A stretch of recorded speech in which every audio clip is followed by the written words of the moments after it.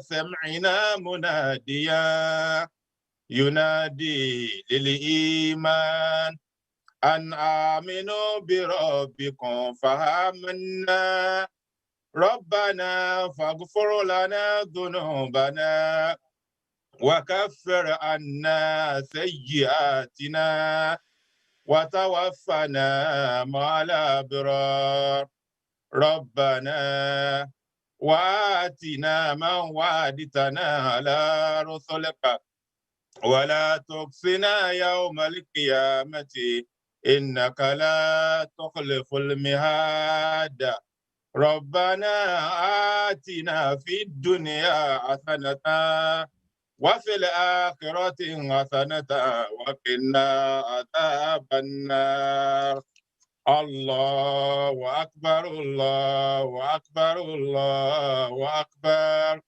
لا إله إلا الله والله أكبر الله أكبر ولله الحمد الله أكبر كبيرا والحمد لله كثيرا وسبحان الله بكرة وأصيلا لا إله إلا الله وحده أنجز وعدا ونصر عبدا وأنز جندا وهذا من عذاب وعدا لا إله إلا الله ولا نعبد إلا إياه مخلصين له دينا ولو كره الكافرون اللهم صل على سيدنا محمد وعلى آل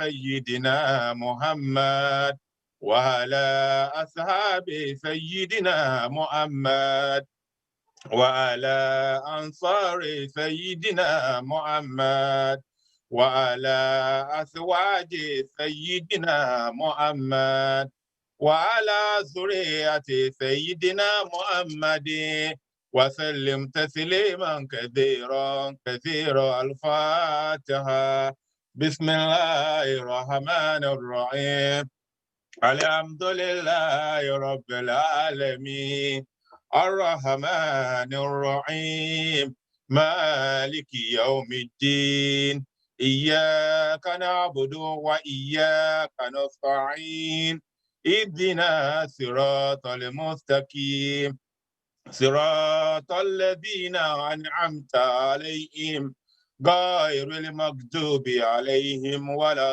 الضالين آمين آمين آمين سبحان ربك رب العزة عما يصفون والسلام على المرسلين والحمد لله رب العالمين إني وجهته وجهيا للذي فطر السماوات والأرض حنيفا وما أنا من المشركين قل إن صلاتي ونسكي ومحياي ومماتي لله رب العالمين لا شريك له وبذلك أمرت وأنا أول المسلمين سبحان ربك رب العزة عما يصفون والسلام على المرسلين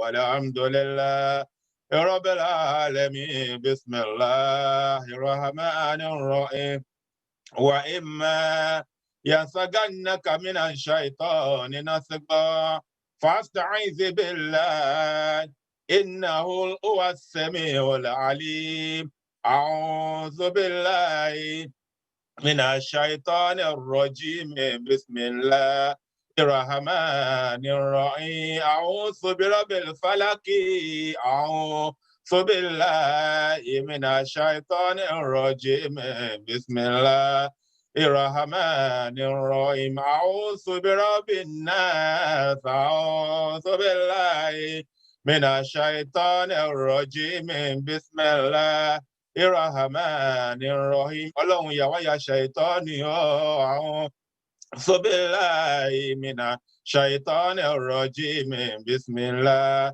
الرحمن الرحيم torí pé èṣù ní wọlé أعوذ بالله من الشيطان الرجيم بسم الله الرحمن الرحيم kí lóhun ó tún rójúmọ́ أعوذ بالله من الشيطان الرجيم بسم الله الرحمن الرحيم ويا قوم استغفروا ربكم ثم توبوا إليه يرسل السماء عليكم مدرارا ويزدكم قوة إلا قوتكم ولا تتولوا المجرمين أستغفر الله العظيم الذي لا إله إلا هو الحي القيوم وأتوب إليه أستغفر الله العظيم الذي لا إله إلا هو الحي القيوم وأتوب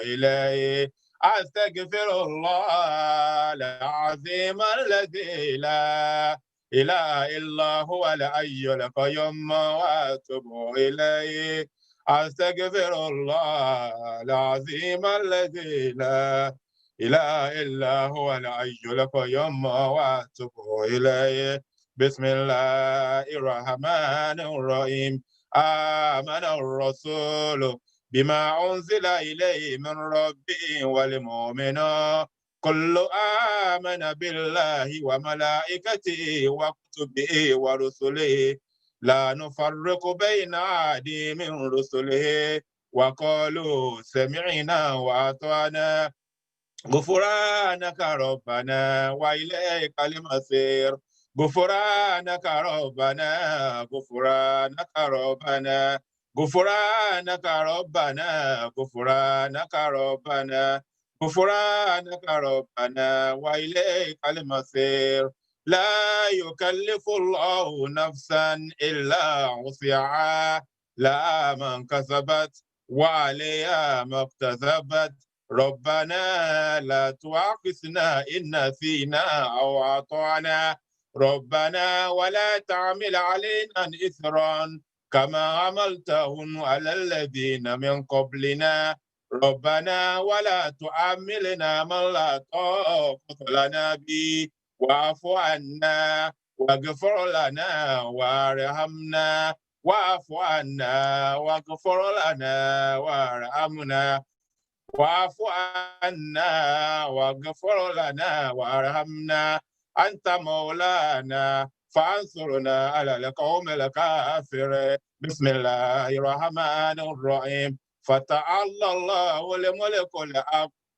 لا إله إلا هو رب العرش الكريم ومن يدعو مع الله إلها آخر لا برهان له به فإنما عذابهم عند ربهم إنهم لا يفلحون الكافرون وقل ربي اغفر وارحم وأنت خير الراحمين ربي اغفر وارحم وأنت خير الراحمين ربي اغفر وارحم وأنت خير الراحمين ربي اغفر وارحم وأنت خير الراحمين بسم الله الرحمن الرحيم تبارك الذي بيده الملك وهو على كل شيء قدير الذي خلق الموت والحياة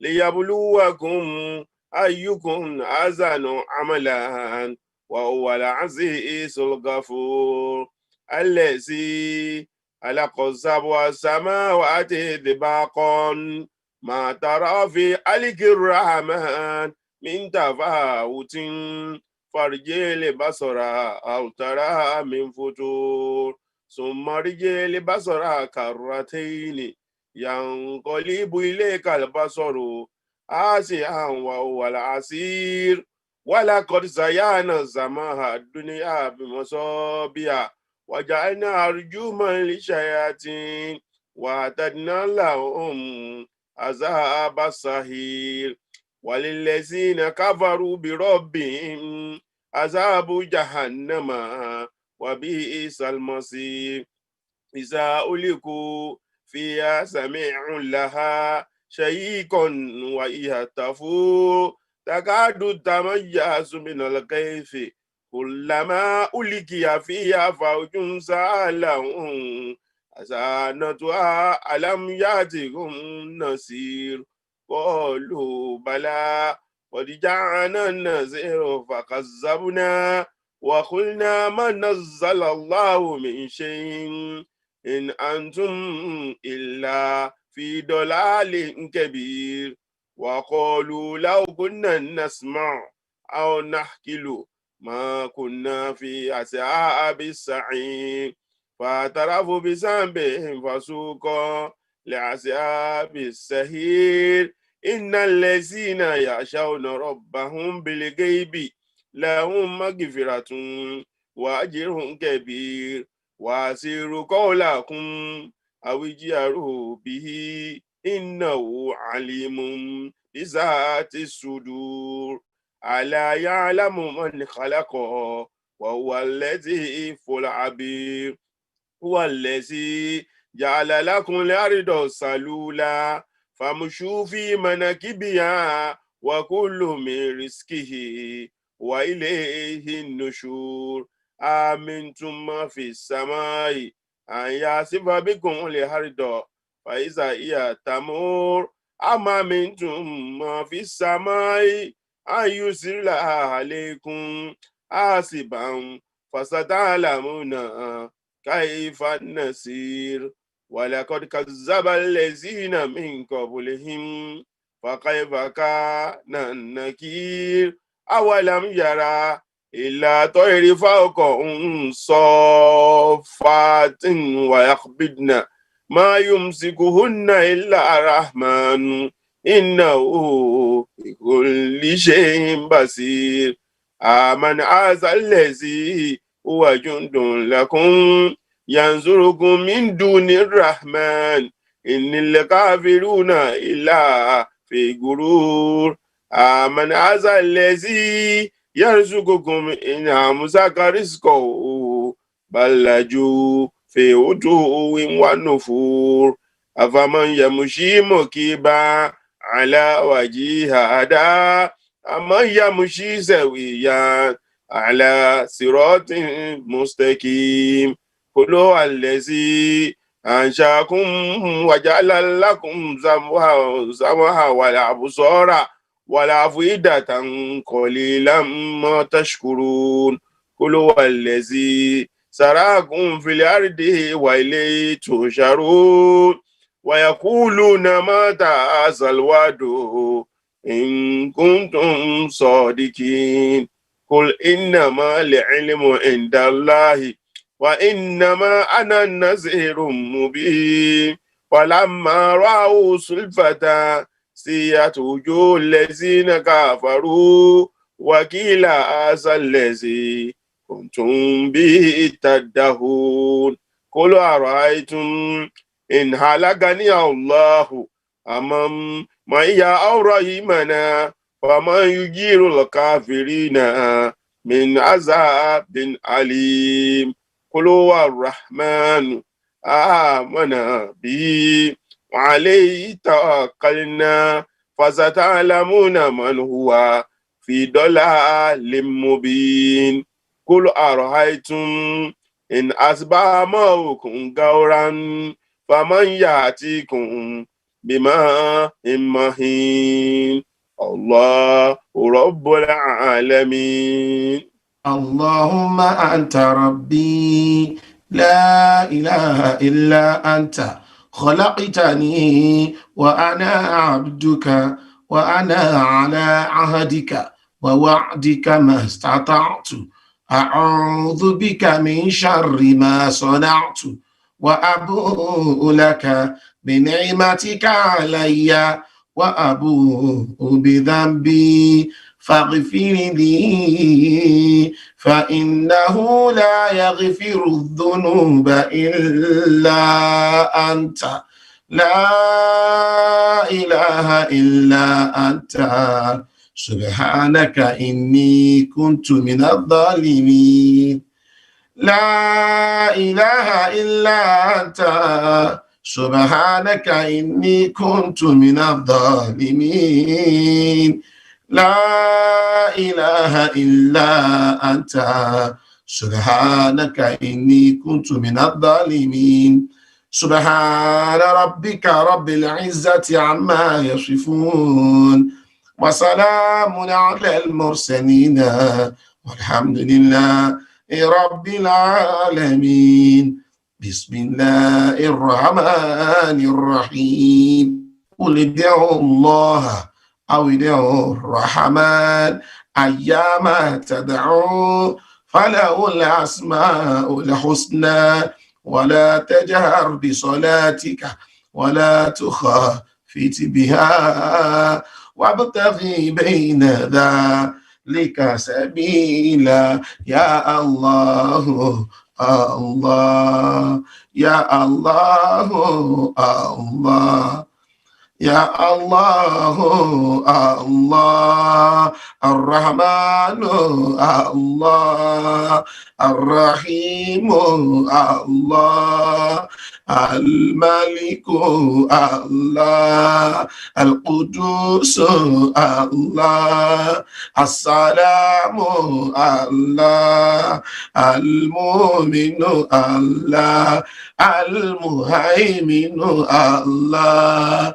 العزيز الله الجبار الله لا إله إلا الله المتكبر الله هو الخالق الله هو البارئ الله هو المصور الله هو الغفار الله هو الوهاب الله هو القهار الله هو الوهاب الله هو الرزاق الله الفتاح الله هو العليم الله لا إله إلا الله هو القابض الله هو الباسط الله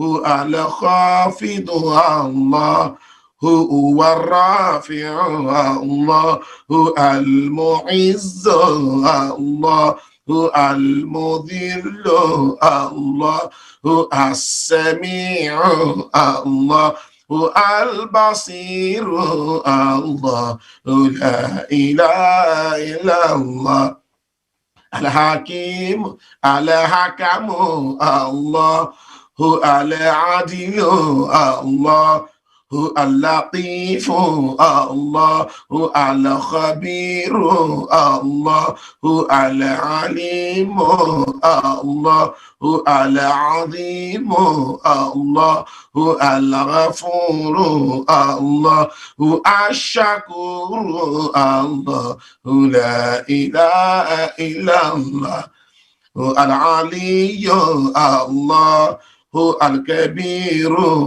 الله الحفيظ الله المقيت الله هو الحسيب الله هو الجليل الله هو الكريم الله لا إله إلا الله هو المجيب الله هو الواسع الله هو المجيد الله هو الباعث الله هو الشهيد الله هو لا إله إلا الله هو الحق الله هو الوكيل الله هو القوي الله هو الولي الله هو المتين الله هو الحميد الله هو المحصي الله المبدي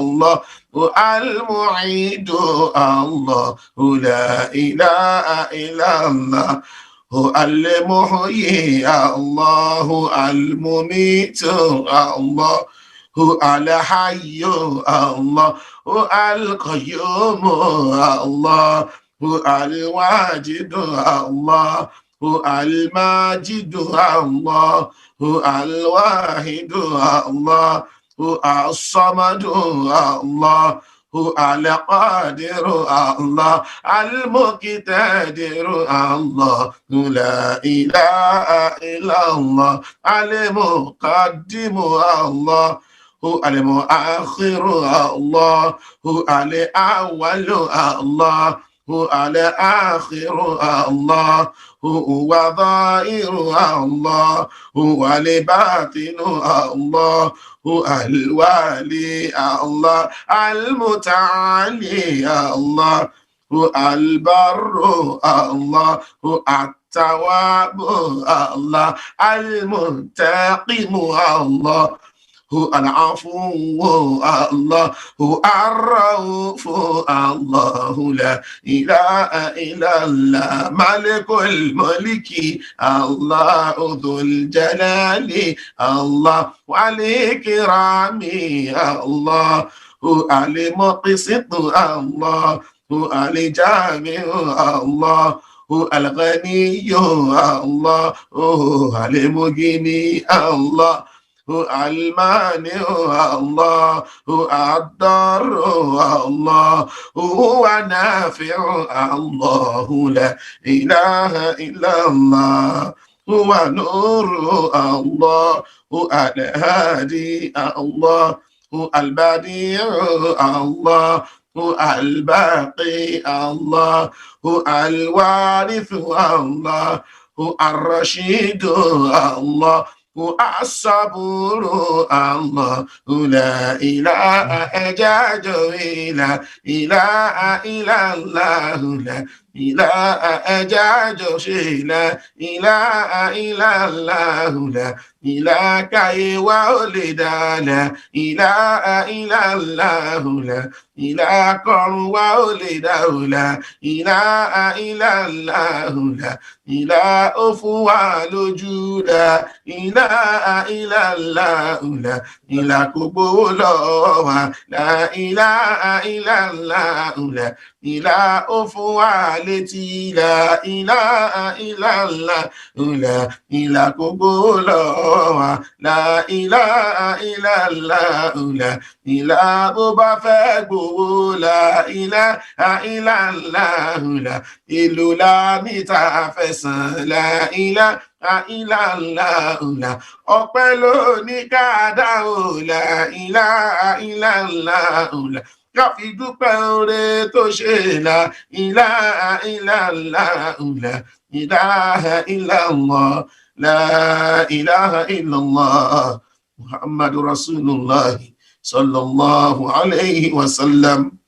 wa ma min ilahi إلا الله الواحد القهار رب السماوات والأرض ومن بينهما العزيز الغفار لا إله إلا الله الواحد القهار رب السماوات والأرض ومن بينهما العزيز الغفار لا إله إلا الله وعده لا شريك له له الملك وله الحمد يحيي ويميت وهو حي لا يموت بيد الخير وهو على كل شيء قدير لا إله إلا الله وعده لا شريك له له الملك وله الحمد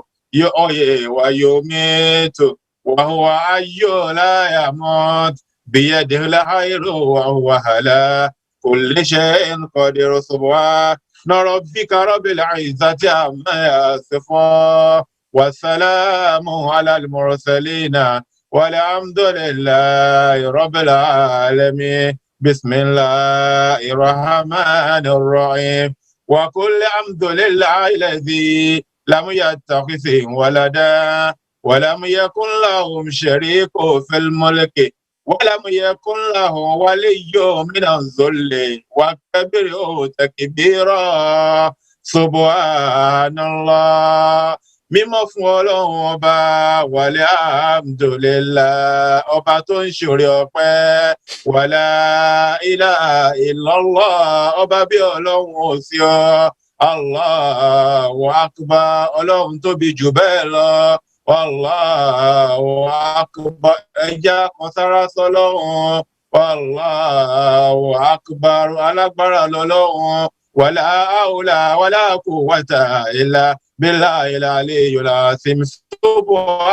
Subhanallah walhamdulillah wala ilaha illallah wallahu akbar wallahu akbar wallahu akbar wala hawla wala quwwata illa billahil aliyyil azim. Kalimatani afifatani ala lisani thaqilatani fil misani abibatani ila rahmani subhanallah wa bihamdi subhanallah.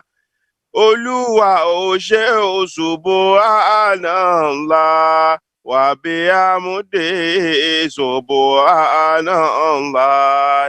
A ò pọ̀ ò ṣé o subhanallah wa bihamdi subhanallah. Adúpẹ́ subhanallah wa bihamdi subhanallah. Fóore rẹ lórí wa subhanallah wa bihamdi subhanallah. Nagode Allah subhanallah wa bihamdi subhanallah. Ṣógo rẹ̀ délẹ̀ subhanallah abihamdi subhanallah il-azim subhanallah wa bihamdihi adadan khalqihi wa rida nafsihi wa zinata arshihi wa midada kalimatihi. Subhanallah walhamdulillah astaghfirullah wa la ilaha illallah. Subhanallah walhamdulillah astaghfirullah Allahu la ilaha illallah. Allahu hayyu Wahidu hayyul qayyum daimu, ọ̀kan ṣoṣo Allahu hayyu wahidu hayyul qayyum daimu. Balailaye Allahu hayyu wahidu hayyul qayyum daimu. Ọba gbére Allahu hayyu wahidu hayyul qayyum daimu hayyu. Wa rabbika rabbil izzati amma yasifun wa salamun alal mursalina walhamdulillahi rabbil alamin. Bismillahir rahmanir rahim. Wa annatil wujuhu lil hayyil qayyum wa qad khaba man hamala zulman wa man yahmal mina soliya wa huwa mu'minu fala yakhafu zulman wala hadman. Ya hayyu ya qayyum alala ila. Ọ̀kan lolúwa ò ya hayyu ya qayyum Allah. Àtẹ̀rẹ̀rẹ̀ kárí ayé ya hayyu ya qayyum Allah. ọba lánàá ọba lónìí yá ayò yá akọ̀yọ̀mú alálà ọba tó lọ́jọ́ gbogbo yá ayò yá akọ̀yọ̀mú alálà ọba tó mọ̀ mímọ̀ ẹ ò yá ayò yá akọ̀yọ̀mú alálà ọba tí kò lẹ́nìkan yá ayò yá akọ̀yọ̀mú alálà ọ̀rọ̀ wa dọ̀wọ́ ẹ ò yá ayò yá akọ̀yọ̀mú alálà dákun wá ṣàánú fún wa yá ayò yá akọ̀yọ̀mú alálà dákun wá foríjìn wa ó yá ayò yá akọ̀yọ̀mú alálà dákun wá yọ́nú sí wa yá ayò yá akọ̀yọ̀mú alálà dákun wá ṣàánú fún wa yá ayò yá akọ̀yọ̀mú alálà ṣe bóun ló fún Musa yá ayò yá akọ̀yọ̀mú alálà ìjẹ́gun fèrè àọ̀nà yá ayò yá akọ̀yọ̀mú alálà ebóhun ló fún Isa yá ayò yá akọ̀yọ̀mú alálà ó fi ń lajú àfọ́jú yá ayò yá akọ̀yọ̀mú alálà tó tún fi ń jòkó dìde yá ayò yá akọ̀yọ̀mú alálà ń lò fún Muhammad wá yá ayò yá akọ̀yọ̀mú alálà tàwa mùmínì jogún yá ayò yá akọ̀yọ̀mú alálà tàwa fi ń bẹ lọ́hùn wá ó yá ayò yá akọ̀yọ̀mú alálà tàwa fi ń ṣàzíkìrì yá ayò yá akọ̀yọ̀mú alálà ó ti lówó kò lówó mọ́ yá ayò yá akọ̀yọ̀mú alálà àdánwò ni máma fi kàn wá yá ayò yá akọ̀yọ̀mú alálà ó ti bímọ kò bímọ mọ́ yá ayò yá akọ̀yọ̀mú alálà àdánwò ni máma fi kàn wá yá ayò yá akọ̀yọ̀mú ó sin lọ́hùn kò sin lọ́hùn mọ́ ò yá ayò yá akọ̀yọ̀mú alálà àdánwò ni máma fi kàn wá yá ayò yá akọ̀yọ̀mú ó ti yẹ wá látòwúrọ̀ wá yá ayò yá akọ̀yọ̀mú alálà ọba jẹ́ ó yẹ wá kalẹ̀ ó yá ayò yá akọ̀yọ̀mú alálà ilaha illallah yá ayò yá akọ̀yọ̀mú yá zaljalali wal ikram bismillahir rahmanir rahim. الله نور السماوات والأرض مثل نوره كمشكاة فيها مصباح المصباح في زجاجة الزجاجة كهان أو كوكب دري يقاد من شجرة مباركة زيتونة لا شرقية ولا غربية يكاد زيتها يضيء ولو لم تمسسه نار نور على نور يهدي الله لنوره من يشاء ويضرب الله الأمثال للناس والله بكل شيء عليم سبحان ربك رب العزة عما يصفون والسلام على المرسلين والحمد لله رب العالمين بسم الله الرحمن الرحيم إن الله وملائكته يصلون على النبي يا أيها الذين آمنوا صلوا عليه وسلموا تسليما اللهم يا ربي صل على محمد وسيد سادات نبي محمد اللهم يا ربي صل على محمد وسيد سادات نبي محمد اللهم صل على سيدنا محمد وآله وصحبه وسلم تسليما اللهم صل على سيدنا محمد وآله وصحبه وسلم تسليما. ọba olúwa ṣèkẹ́ṣèkẹ́ ò fàṣíwájú ẹ̀dá Muhammad àtàwọn ará ilé ẹ̀ àtolólùfẹ́ Muhammad ìkẹ́ rẹ̀ tí kò ní tán. Allahumma salli ala sayyidina Muhammad wa alihi wa sahbihi wa sallimu taslima. ọba olúwa ṣèkẹ́ṣèkẹ́ ò fàṣíwájú ẹ̀dá Muhammad àtàwọn ará ilé ẹ̀ o àtolólùfẹ́ Muhammad ìkẹ́ rẹ̀ tí kò ní tán.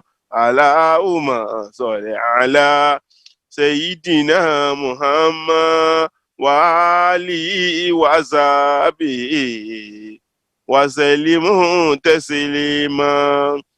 Allahumma salli ala sayyidina Muhammadin wa ala ali sayyidina Muhammadin kama sallaita ala sayyidina Ibrahima wa ala ali sayyidina Ibrahima fil alamina innaka hamidul majid.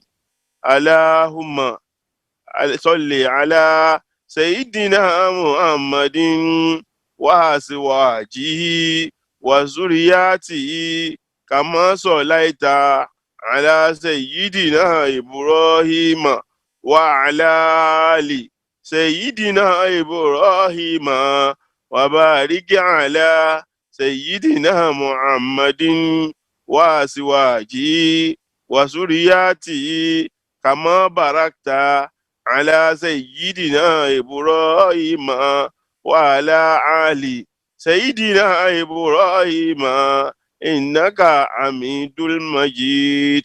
Allahumma ij'al salataka wa rahmataka wa barakatika ala sayyidina Muhammadin wa ala ali sayyidina Muhammadin kama ja'alta ala sayyidina Ibrahima innaka hamidul majid. Subatuhum qad ulifati bittiba'i wa jamu rasulillahi la yatashasu. Subatuhum qad ulifati bittiba'i wa jamu rasulillahi la yatashasu. Summa salatu wassalamu sarimada ala nabi Mustafa mo dákun gbàdúrà wa summa salatu wassalamu sarimada ala nabi Mustafa mo wọlá Muhammad wa summa salatu wassalamu sarimada ala nabi Mustafa mo dákun ṣàánú àwa summa salatu wassalamu sarimada ala nabi Mustafa Muhammad. Laqad fasa man kana rasulu imamahu yakudu bina wa najati simamahu wa ya rabbi unsurna wa nasiran azizan bijahi rasulillahi wa Musa kasa Isa wa ya rabbi ya Allahu igifiri sunubana wa yasri lana al-maqsuda fi dinni wa duna wa salli ala al-muhtari si suddadil ulwi kharajna bi من كل ضيق وغمة دخلنا به في ظل أمن وعصمة أتتنا به لله أسبغ نعمة لئكنا به سباق من كل أمة ولولا كان لباس يسبقه كله ويا ربنا في أرضه وسمائه ويا راسخنا في أرضه وسمائه ويا محبودنا في أرضه وسمائه أمتنا على تصديقنا باستفاه فإنا وصل أجواكي يا بدائي يشوك علينا العيس دون لقائه سادن لم يكمل فلا كانت الدنيا صل على محمد صل على محمد صل على محمد صل على محمد اللهم يا ربي صل على محمد وسيدي سادتي نبي محمد على صلاة صل على محمد صل على محمد صل على محمد صل على محمد اللهم يا ربي صل على محمد وسيدي سادتي نبي محمد علي لا عوجا بالمعصوب وانسلا ولا تبقيها على خيف متأولا واكرم به مجنا تارا ومنسلا أكو عباد الله بالمجد والعلا نبي الله نبي له نبي له نبي له نبي له على الجنان مبواه صل على محمد صل على محمد على صلاة صل على محمد صل على محمد اللهم يا ربي صل على محمد وسيدي سادتي نبي محمد وسيدي سادتي نبي محمد له رتبة فوق المساكين قد سمت وكف ندى تحكي السحاب متى همت ويهدى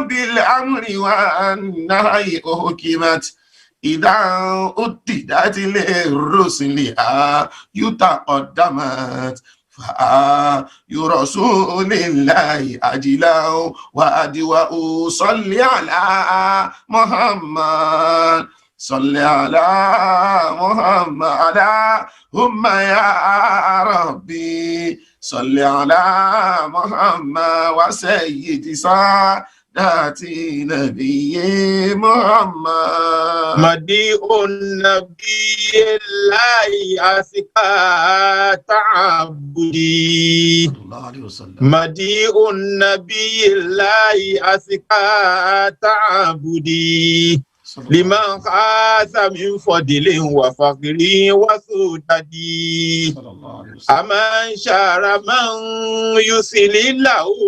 بتعددي تعالوا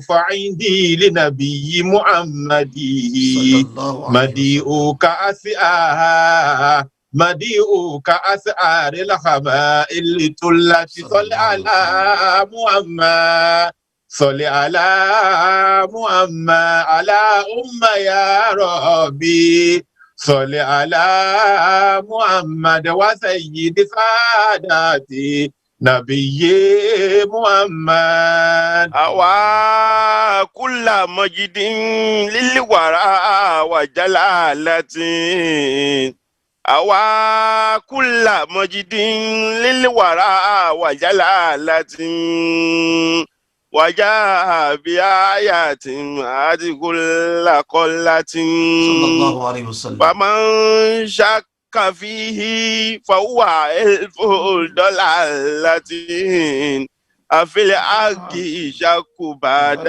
خلف دلالة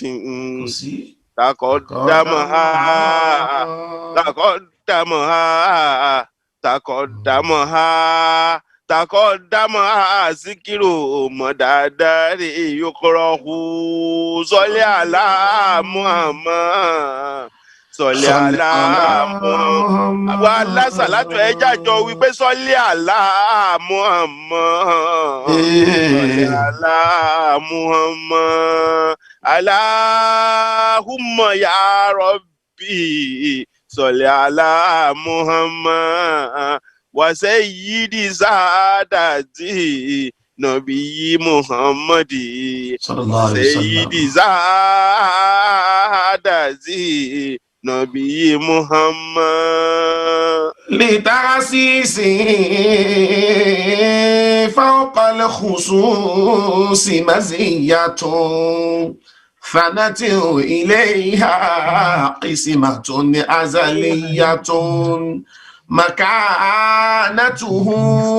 مكانته في المرسلين علية إنارته إسا وأكلا جلية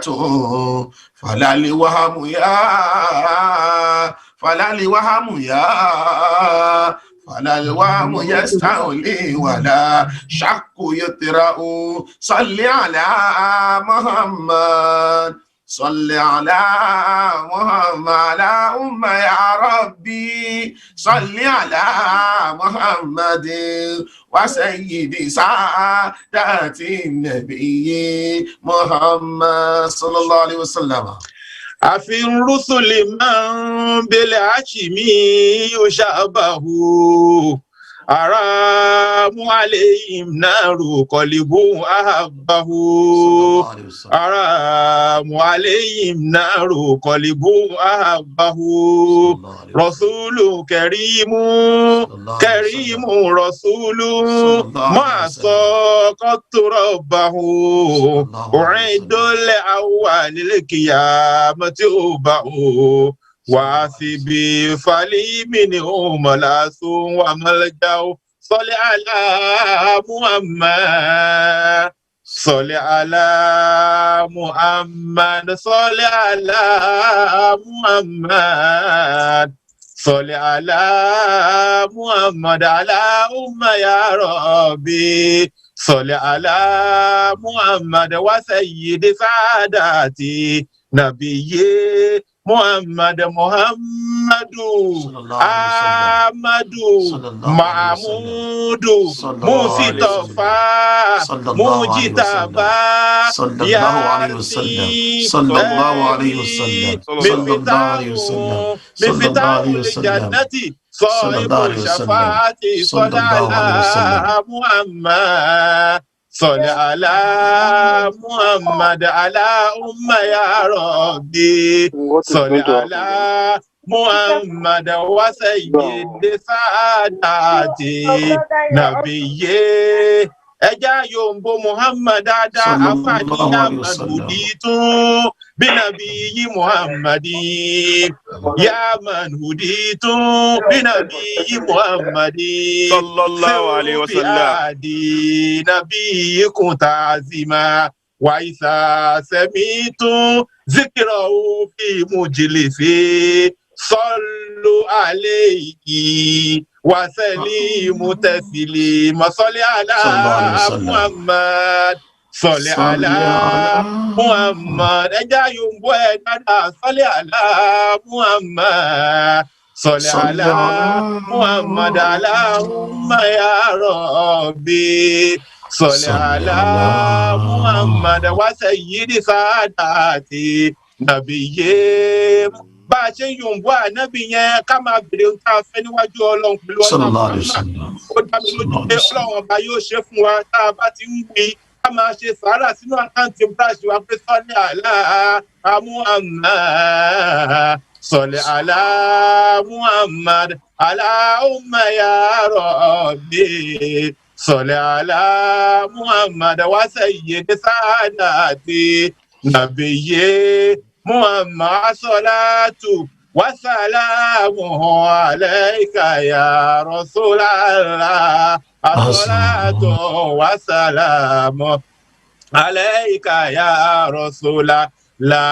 Asalatu wa salamu alayka ya Rasulallah.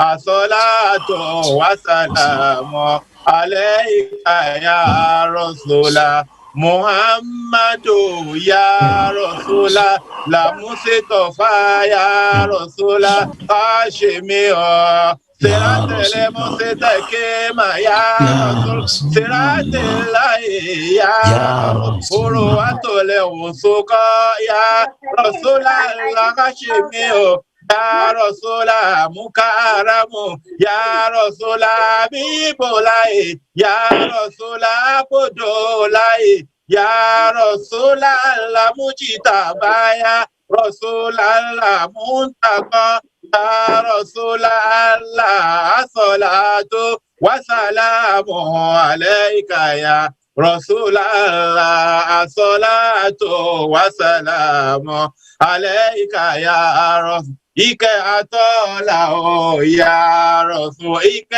atola o. Asalatu tó pọ̀ ya kó lọ bá Muhammad wá. Ọmọ Abudulayi, ọmọ Aminatu, bàbá Fatimata, bàbá Rukoyato, ọkọ Khadijato ya Rasulallah. Asalatu wa salamu alayka ya Rasulallah. Asalatu wa salamu alayka ya Rasul. Ala Muhammad. Salli ala Muhammad. Ala umma ya Rabbi. Salli ala Muhammad wa sayyidi sadati nabiyyi Muhammad sallallahu alayhi wa sallam. Sallallahu alayhi wa sallam. Sallallahu alayhi wa sallam. Subhana rabbika rabbil izzati amma yasifun. Wa salamun ala al-mursalin. Walhamdulillahi rabbil alamin. Ẹja yóò bọ Muhammad gbogbo jama. Ẹja ní sallallahu alayhi wa sallam. Kani sallallahu alayhi wa sallam. Kani sallallahu alayhi wa sallam. Adúpẹ́ fún Ọlọ́run ọba. Adúpẹ́ fún Ọlọ́run ọba. Adúpẹ́ fún Ọlọ́run ọba. Ọba tó ṣọ́ wa láti ọ̀sẹ̀ tó kọjá tó fi wá di òní. Kì í ṣe agbára wa, kì í ṣe mímọ̀ ṣe wa. Nínú ìfẹ́ tọ́lọ́run bá ní sí wa àti nínú ìkẹ́ òun ló fi dáàbò ẹ̀bò wa tó fi dá wa sí. Alhamdulillah. Ọlọ́run má ṣe wá gba ọpẹ́ wa, Ọlọ́run má ṣe wá gba ẹ̀yìn wa. Àsàlátù wa tòní Ọlọ́run má ṣe gbà ní ìbádà fẹ́ni kọ̀ọ̀kan wa. Àsàlátù wa tòní Ọlọ́run gbà ní ìbádà fẹ́ni kọ̀ọ̀kan wa. Gbogbo mo fẹ́ wa Ọlọ́run bá wa fẹ́ Ọlọ́run. Gbogbo mo kọ̀ wa Ọlọ́run bá wa kọ̀ Ọlọ́run. Ìjọ Násírù láì lè fàtí Ọlọ́run má fi tú wa ká Ọlọ́run. Ọlọ́run má fàrùn dá wa rú o. Kádàrá burú Ọlọ́run má jẹ́ ó kù lé wa lórí. Ìka pé lọ wá mi ṣe eléyìí tó ń ṣe yìí ò gbìyànjú mẹ́ta yóò nọrú kábẹ́sẹ́ nìkọ̀ọ̀kan wa Ọlọ́run. Nínú èyí tó ń ṣe yìí ló ti já ráàánú ìwọ Ọlọ́run ọba Ọlọ́run. Nínú èyí tá à ń ṣe yìí ló ti já rórí ilé Ọlọ́run. Ọlájúbà ànábì wa Muhammad. Gbogbo oore tí Ọlọ́run ọba tó ti ṣe fún wa àgbẹ̀ Ọlọ́run má fi kóró gbẹ̀yìn ẹ̀fẹ́ nìkọ̀ọ̀kan wa Ọlọ́run. Wala ilaha illallah wala Muhammadur Rasulullah. Ìjọba gẹ́gẹ́ bí àṣà wa a ṣe gbólóhùn Allahu bá a ṣe máa ń ṣe nígbà tá a bá ṣe gbólóhùn Allahu a wá ké Suratul A'la lẹ́yìn ẹ̀ àwọn àǹfà wa wá ṣe ó tó bá fún wa Ọlọ́run bá a ṣe ń ṣe náà lélẹ́yìn tá à ń rápẹ́ gbàdúrà ìta fẹ́ ṣe láàárọ̀ ló má dàlú wa láyà Ọlọ́run. Wala ilaha illallah wala Muhammadur Rasulullah wala bismillahir rahmanir rahim. Kada níyàn wa láàrin ìṣẹ́jú kan jama. Kada níyàn wa jama. Ká wá ṣe gbólóhùn Allahu bá ṣe máa ń ṣe. Ọlọ́run má ṣe wọlé orúkọ ẹ̀ tó tóbi jù nínú orúkọ. Ọlọ́run ò fi gbàdúrà ẹnì kọ̀ọ̀kan wa Ọlọ́run. La ilaha illallah. Gbogbo tí gbogbo wa nǹkan tí síwájú Ọlọ́run àgbà pé Ọlọ́run bá lọ́ba tó lè ṣe. Ọlọ́run má ṣàbíyà bùkátà ẹnì kọ̀ọ̀kan wa. La ilaha illallah. Wala Muhammadur Rasulullah. Wala bismillahir rahmanir rahim. Allahu Allahu Allahu Allahu Allahu Allahu Allahu Allah Allahu Allahu Allahu Allah Allahu Allahu Allahu Allah Allahu Allahu Allahu Allah Allahu Allahu Allahu Allah Allahu Allahu Allahu Allah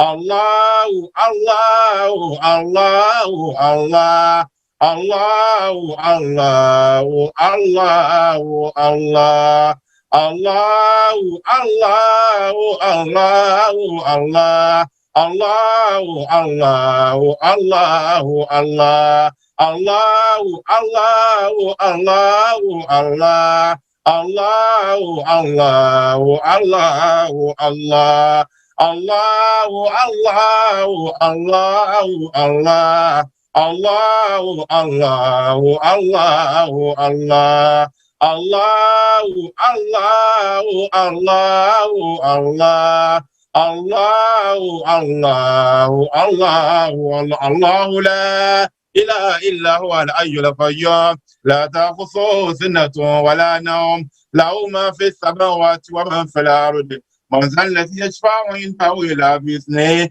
ya'lamu ma bayna aydihim wa ma khalfahum wa la yuhituna bi shay'in min 'ilmihi illa biman sha'a وسع كرسيه السماوات والأرض ولا يحد حفظهما وهو العلي العظيم بسم الله الرحمن الرحيم سبح اسم ربك الأعلى الذي خلق فسوى والذي قدر فهدى والذي أخرج المرعى فجعله غثاء أحوى سنقرئك فلا تنسى إلا ما شاء الله إنه يعلم الجهر ومن يخفى àníyàn.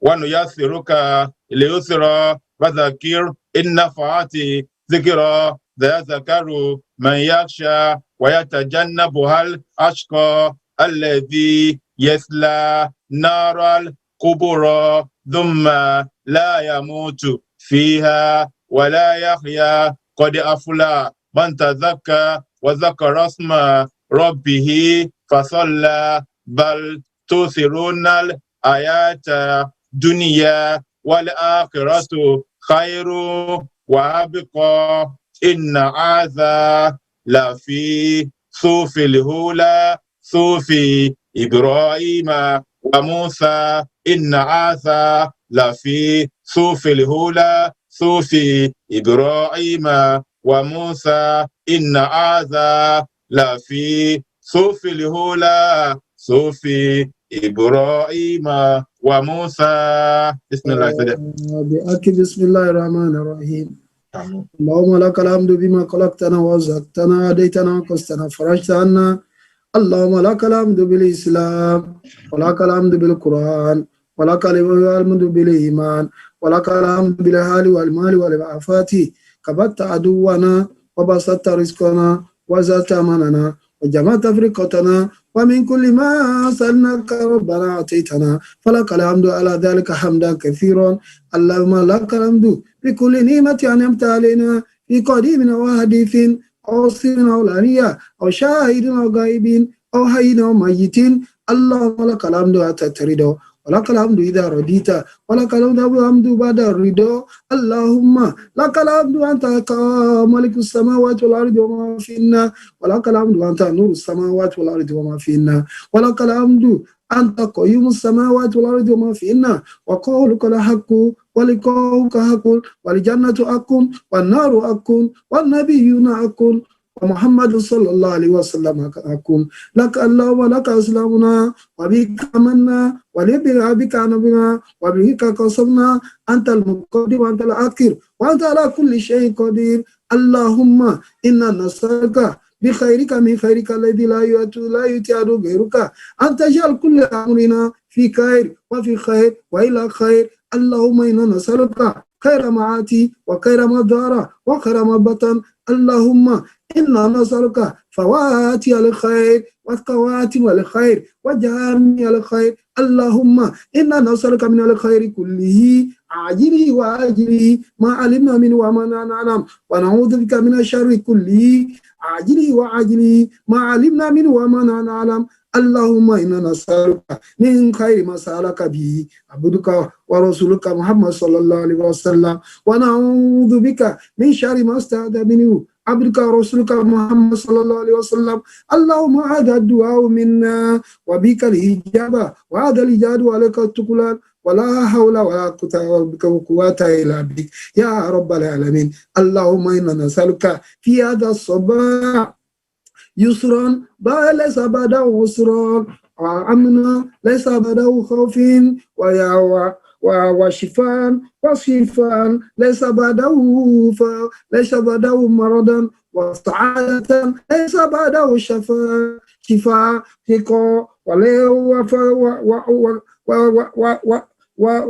وسعادة ليس بعده شقاء برحمتك يا أرحم الراحمين رحمتك نرجو ولا تكلنا إلى أنفسنا طرفة عين برحمتك يا أرحم الراحمين اللهم صل على محمد وعلى آل محمد كما صليت على إبراهيم وعلى آل إبراهيم وبارك على محمد وعلى آل محمد كما باركت على إبراهيم وعلى آل إبراهيم في العالمين إنك حميد مجيد وآخر دعوانا أن الحمد لله رب العالمين وآخر دعوانا أن الحمد لله رب العالمين وآخر دعوانا أن الحمد لله رب العالمين وآخر دعوانا أن الحمد لله رب العالمين. Ọlọ́run a dúpẹ́ lórí ayé àwa. Ọlọ́run jọ̀wọ́ má máa jẹ́ àrínira. Gbogbo ọ̀rọ̀ àwa bá wa ṣe kó dayọ̀. Wọlá orúkọ rẹ tó ju gbogbo orúkọ lọ. Wọlá orúkọ rẹ la ilaha illallah. Alhamdulillahi rabbil alamin. A dúpẹ́ fún Ọlọ́run, ọba àlékè ọlá, ọba tí ó ṣọ́ wa láti ọ̀sẹ̀ tó kọjá títí di àsìkò tá a wà yìí, tó jẹ́ ká wà lálàáfíà pẹ̀lú gbogbo ohun tó ń lọ níta nísìn. Ọlọ́run ò jẹ́ kí a kan aburú ń bẹ̀. Ọlọ́run pé a ń dúpẹ́ fún Ọlọ́run àdìpẹ̀lẹ́ àwọn oore yìí. Ọlọ́mọṣá ṣe fún wa kó pọ̀ nù ìgbésí ayé ẹnì kọ̀ọ̀kan wa. La ilaha illallah ọlá Muhammad rasulullah sallallahu alayhi wa sallam. Nígbà tí a ti ṣe àsàlátù báyìí, tá a ti pé a ti kí Ọlọ́run, a ti ṣe àsàlátù fún Ànábì Muhammad sallallahu alayhi wa sallam. Ètò kan nù ètò wa ọ̀nà ní ká tẹ̀síwájú, ṣùgbọ́n ká tó tẹ̀síwájú lórí ètò tó kàn, á pe àwọn tí wọ́n ní announcement fún wa ní àtòkè lọ́hùn. Àkọ́kọ́ announcement á wá látọ̀dọ̀ àwọn youth wa. Á pe brother wa Jẹ́jẹ́ kejì tí wọ́n bá wà ń bẹ̀. Bismillah ra Jẹ́jẹ́. Ok, ra Jẹ́jẹ́ ò sí ń bẹ̀. Assalamu alaikum wa rahmatullahi wa barakatuh. Wa alaikum salam wa rahmatullahi wa barakatuh. Eshogo, thank you very much for the privilege to have this very quick announcement today, inshallah. Just want to inform the house, alhamdulillah, we announced last week that the youth convention is ongoing, and we went for a competition which involves all zone of Nasfat. And alhamdulillah, I'm happy to inform us that Nasfat, UK and Ireland came first with a total point of 83.5 points. Alhamdulillah. Allahu Akbar. Allahu Akbar. It was a very hardly fought contest that involves Quran and fiqh, and our children came first, inshallah. And today, inshallah, we'll be having a very vital section that includes we having a discussion with Ustaz Abdul Fattah Adeyemi, who will be talking about key to marriage, divorce, and maintenance, inshallah. And lastly, we have our popular actor, Yoruba actor, that will be sitting down with us later on tonight. The person that we call Latif. The Yoruba actor called Latif will be sitting down with us tonight. Sit down with celebrity, inshallah. And tonight is the grand finale and also the closing ceremony of the youth convention. So I will implore us to please let us try to find time to attend, inshallah. That being said, we also have our Zonal Youth UK, inshallah, will be having their inauguration later on today. The inauguration will start at 12 p.m. If we have time, can we please try to attend? It's the same link that we have our youth section. There will be no youth section today. Instead, we'll be having this Zonal Youth Executive inauguration. And we'll be having a short admonition by one of our sheikh, the person of Sheikh Imam Bashir Taiwo Zubair, inshallah. We'll have our ZM in attendance, or the zonal leadership will also be attending. Please let us try to attend the event, inshallah. And later on today, in a few minutes, we'll be having our cancer discussion today, inshallah. Let us try to stay behind and listen to the discussion very soon, inshallah. Assalamu alaikum. Wa alaikum salam wa rahmatullahi wa barakatuh. Òun náà ni a ti gbọ́ yẹn, jẹ́ kí gbogbo wa kí a gbé wọn nígbọ̀wọ́, kí a bá wọn kópa níbi ètò tí ó ń lọ, inshallah. Àwọn ọmọ wa tí wọ́n target, ẹ jẹ́ ká encourage wọn káwọn náà kí wọ́n lè partake nínú ètò náà. Pàápàá jùlọ àwọn tó ti ń wọ young adult 19, 20, 21. Àwọn yẹn náà ló máa jàǹfààní bí ọ̀rọ̀ marriage, torí àsìkò yẹn náà ni wọ́n ti ń súnmọ́ àsìkò tí wọ́n máa ronú pa pé àwọn náà fẹ́ settle down, gẹ́gẹ́ bá ṣe mọ́ ń sọ ní Nàìjíríà, mo fẹ́ settle down, kọ́lọ́mọṣà ṣe settling down nírọ̀rùn fẹ́ nìkọ̀ọ̀kan. Ọlá la ilaha illallah, ọlá Muhammad Rasulullah sallallahu alaihi wasallam. Lábẹ́ bẹ́ẹ̀, ẹlẹ́ẹ̀kejì òun náà ni nípa announcement tí a ti ṣe fún wa nípa cancer awareness. Cancer awareness talk will be coming up very soon. I think the team is also on the platform. Brajeje will update us if they are already there. Once Tabati Pari this talk about cancer awareness, we will go straight into Quran recitation. Gẹ́bí a ṣe sọ fún wa pé back to back recitation of the Quran la máa ṣe ní èní àti ọ̀sẹ̀ tó ń bọ̀. The purpose is not to avoid not missing 1 month tí a ní ka Al-Quran. Gẹ́gẹ́ bá ṣe mọ̀ pé Al-Quran tó yẹ ká kà ní ọ̀sẹ̀ kínní nínú oṣù yìí, torí pé a ṣe 7 weeks prayer, òun la ṣe di àsìkò èní. Inshallah, it will come up today. Bákan náà tó bá di ọ̀sẹ̀ tó ń bọ̀, we also have the recitation of the Quran for the month of January. Inshallah, kọ́lọ́n kó ṣọ́ wa tayọ ìgbà náà. Ọlá jẹ́ kan ṣoṣo Ọlọ́run nínú ọlá ńlá àti ẹ̀mí gígùn àtàlàfíà ara. Àwọn announcement tí ó wà ní orí ọpọ́n ní tí ó bá sí nǹkan mi. Brajeje, do we have the team from? Zonal chairman is raising his hand, please. Vice chairman. Zonal chairman. Zonal chairman, okay. Rọ́wọ́ yẹn wọ́n bínú. Bismillah, sir. Assalamu alaikum wa rahmatullahi wa barakatuh. Mo ní kí n ta gbogbo lé lómi jí ni pé àwọn olè náà la máa pè wọ́n, àwọn hackers, wọ́n ti gba ọ̀nà ẹ̀bùrú wọnú ìkan lára àwọn WhatsApp group wa, ní tó jẹ́ pé ó ń fún wọn ní access sí different platforms. Èyí tó common nú ète wọn ni pé kí wọ́n pè kán sọ pé ìpàdé Nasfat kan wà lórí online, àwọn máa send link sí yín tẹ́ máa fi join meeting yẹn. Nígbà ète ni tẹ́ bá ti tẹ link yẹn tàbí kàn fún yín ní nọ́mbà kan pé kẹ́ lò ó. Tẹ́ bá lò ó, wọ́n máa hack fóònù yín. Wọ́n máa fi fóònù yín send oríṣiríṣi nǹkan káàkiri. Ẹ jọ̀ọ́, tá bá fẹ́ pè yín sípàdé,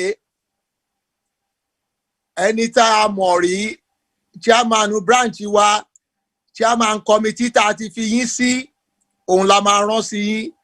A ní rán ará àta kan tó ṣẹ̀ mọ́ wá sọ pé kẹ́ lo líǹkì yìí tàbí kẹ́ lo kóòdù yìí. Èyí tí ó jẹ́ general announcement ká wà aware nìyẹn. Ṣùgbọ́n ìmọ̀ràn tí màá gba gbogbo wa, àtẹni tó mọ̀ ṣe kó ṣe, ẹni tí ò mọ̀ ṣe kó bi àwọn ọmọ tàbí ẹni tó bá trust. Lórí WhatsApp yìí, tá a bá ní 2-step security kìíní, wọn ò ní lè hack wa. Facility ẹ̀ wà ń bẹ̀, a lè go through yẹn lénìí. But ẹni tó mọ̀ ṣe lórí ní setting kó lọ ṣe. Ẹni tí ò bá mọ̀ ṣe kó béèrè lọ́wọ́ ẹni tó bá trust pé òun fẹ́ 2-step security lórí WhatsApp òun tí wọn ò fi nílè hack òun. Ní tó jẹ́ pé kẹ́nìkan tó hack ẹ̀ òun láti mọlú ẹ̀ délédélé kó tún lè mọ password email ẹ̀ kó tún lè ṣe gbágbó lè ṣe gbogbo ẹ̀. So ìyẹn ni mo ní kí n fi kún announcement tá a ṣe lénìí.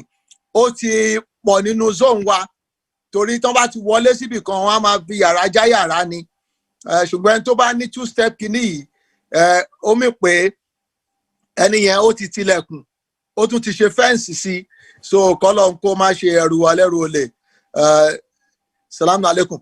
Àwọn doctor, àwọn team yẹn mo ti forúkọ wọn sórí online platform for us to identify them and upgrade them when they come in. Salaam alaikum. Inshallah, I'm going to put them on now. Wa alaikum salam wa rahmatullahi wa barakatuh.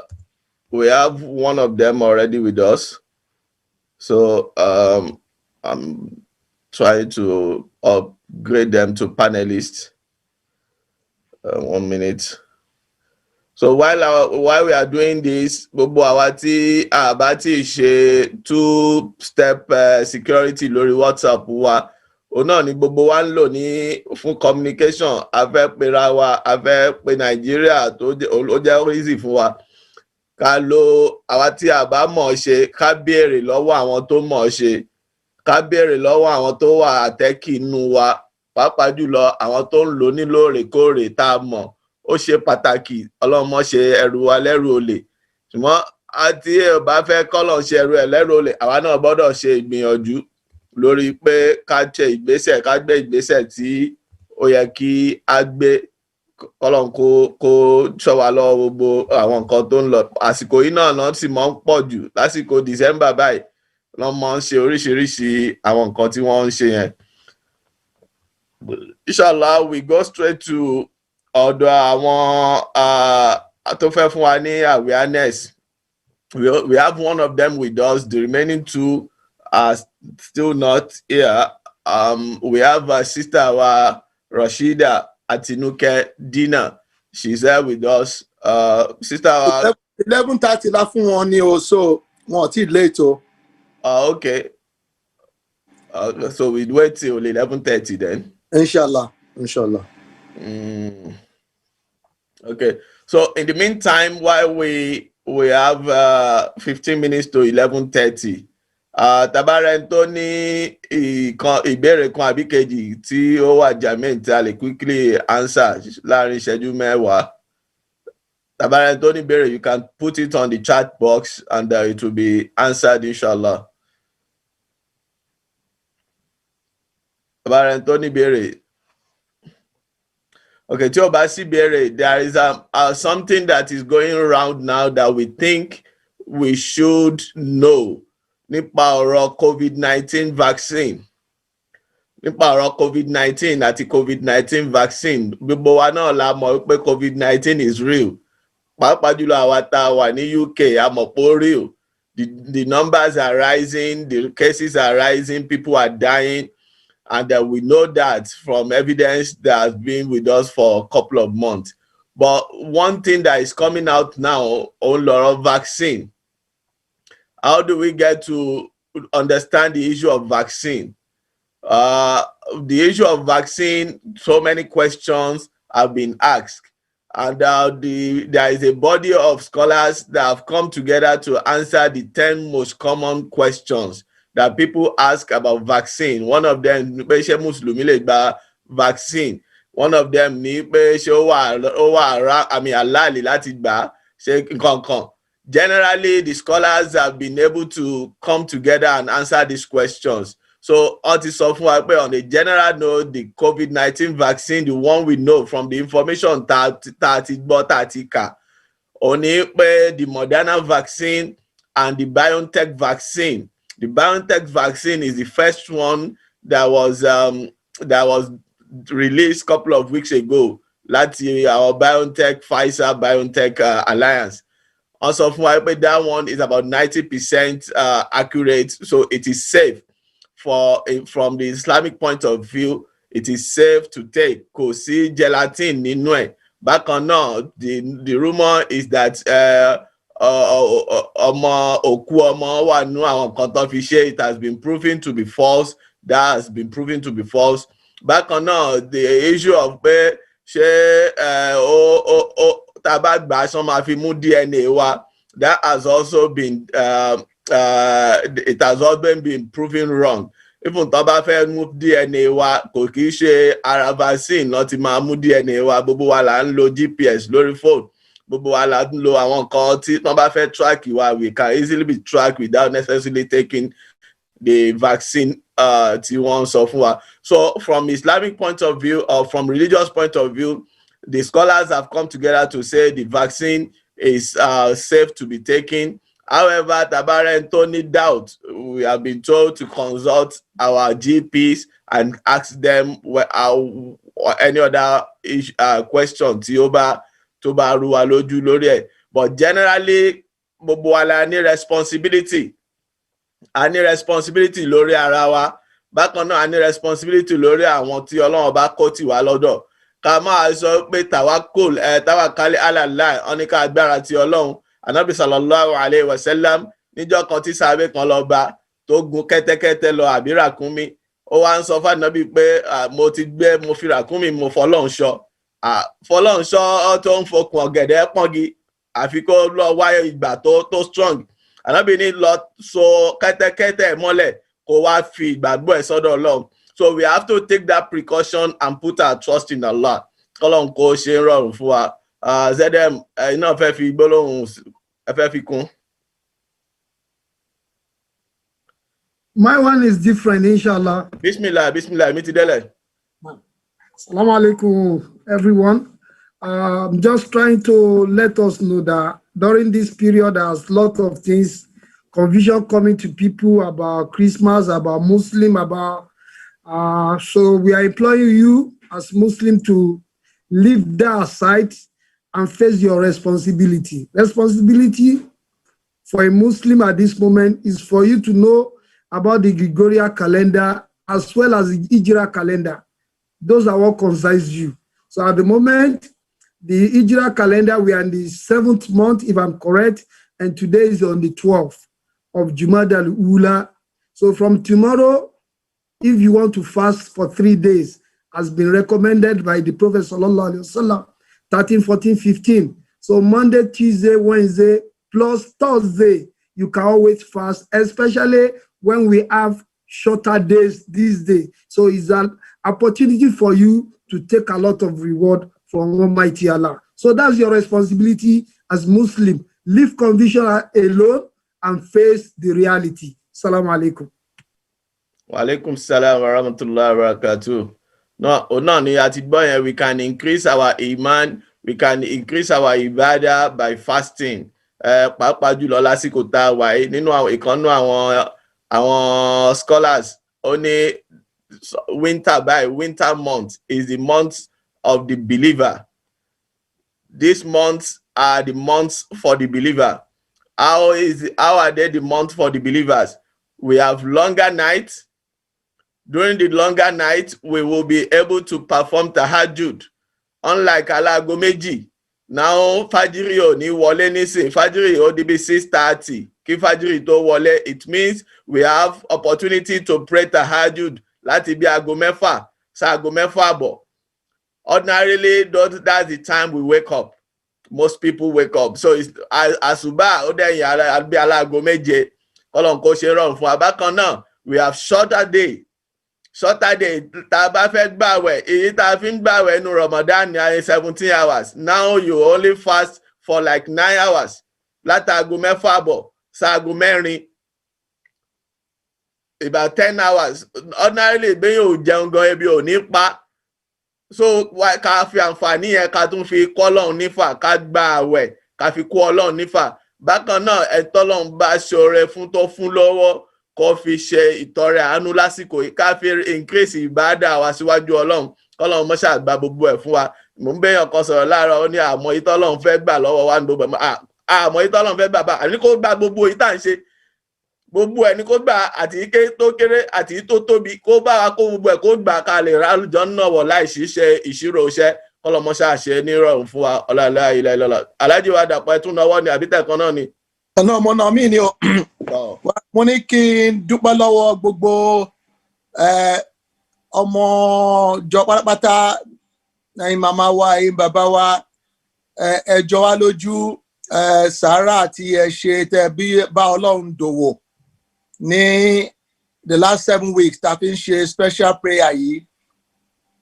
Mo ti ara yín, mo dúpẹ́ lọ́wọ́ gbogbo àwọn àfáà wa tí Ọlọ́run fi ètò yìí rán, Ọlọ́run tó fi rán wọn. Ní ìtàn àwọn àfáà fi kọ́ wa ni pé ìtí òun ò ní gbàánú àdúrà pé àní rántí ṣe. Ọlọ́run tó ní ká ṣe léyìí, kọ́lọ́run kó gbà ní ìbádà fún wa. Gbogbo ohun tá a fi sùn, kọ́lọ́run kó ṣe fún wa nírọ̀rùn. Àwọn èèyàn kan tí wọ́n pọ̀ káàkiri, wọ́n ń ṣàdúrà fún wa. Ẹlẹ́dàá wọn ń ṣàdúrà fún wa. Gbogbo àwa tọ́lọ́run yọ̀ǹda fún, lẹ́yìn tó fowó ńlá lẹ̀, lẹ́yìn tó fowó tó kéré lẹ̀, owó ńlá ni gbogbo ẹ̀ lọ́dọ̀ everybody, torí bó ṣe pọ̀ lápò wa la ṣe mú.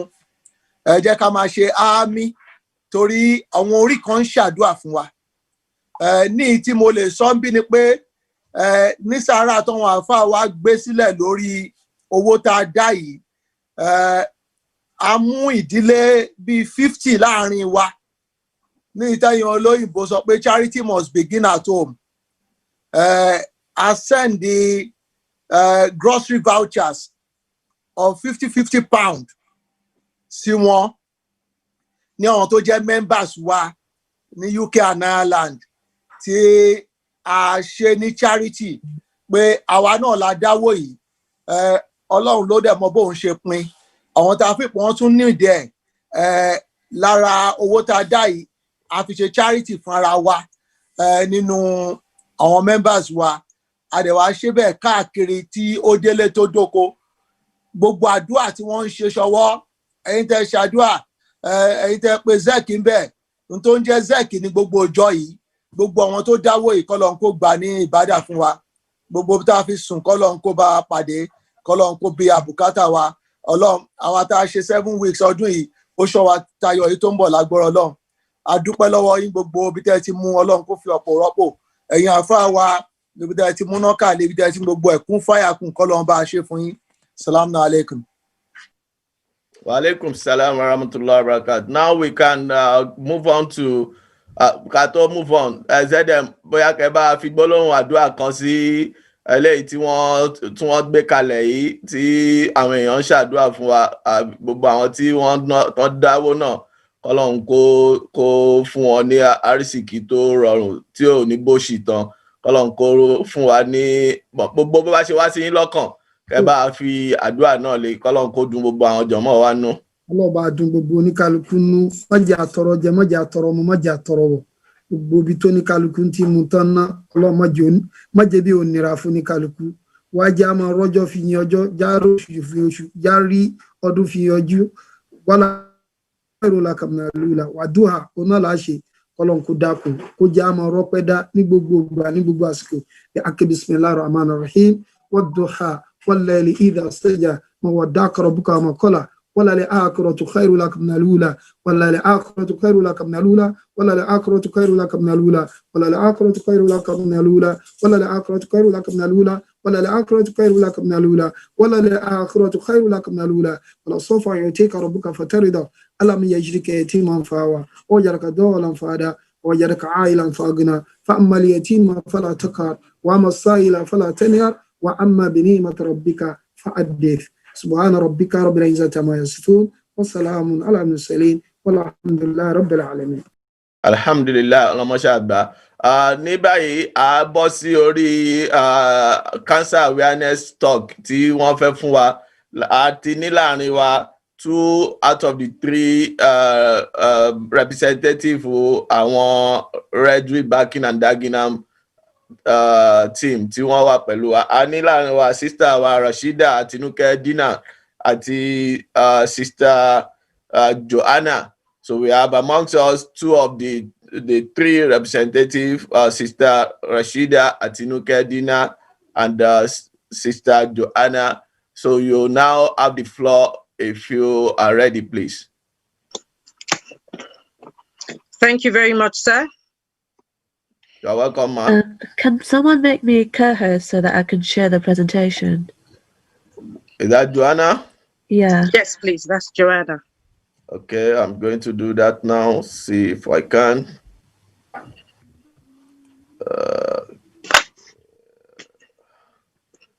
She can share now. Okay, now. Yes, sir. Sir, please, one of our team members is having a bit of difficulty. He said he keeps saying he should register for the webinar or something. I don't know why he's having that difficulty. Jaja?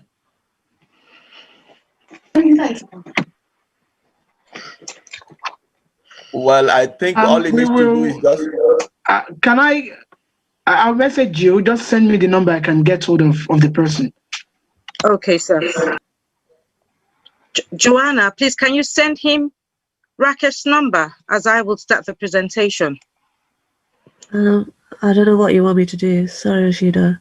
Okay, I'll just send him Rakesh's number because Rakesh is having difficulty coming in. He has contacted me. Oh. Okay, I'll need to send him Rakesh's number. Sorry for the delay, sir.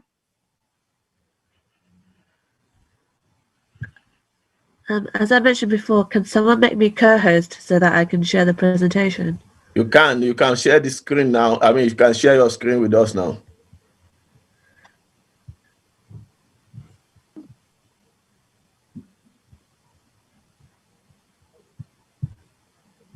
Joanna, did you get that?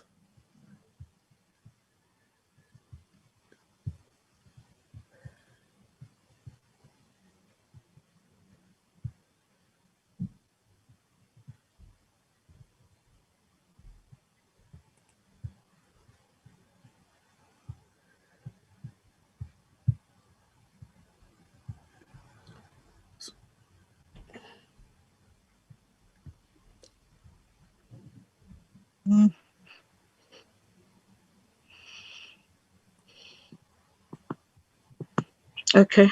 So, Sister Tinuke, you have 35 minutes, please. Okay, sir. Assalamu alaikum wa rahmatullahi wa barakatuh. My fellow brothers and sisters in Islam, may the peace and blessings of Allah subhanahu wa ta'ala be upon our Prophet Muhammad sallallahu alaihi wasallam and each and every one of us. Thank you very much for granting us the audience. We will be talking about raising awareness of cancer in Redbridge, Barking, Dagenham and Havering. Please, we would like you to give us the opportunity to be able to record this session for delivery to the council. Please, permission to record the session. It's being recorded. Thank you very much, sir.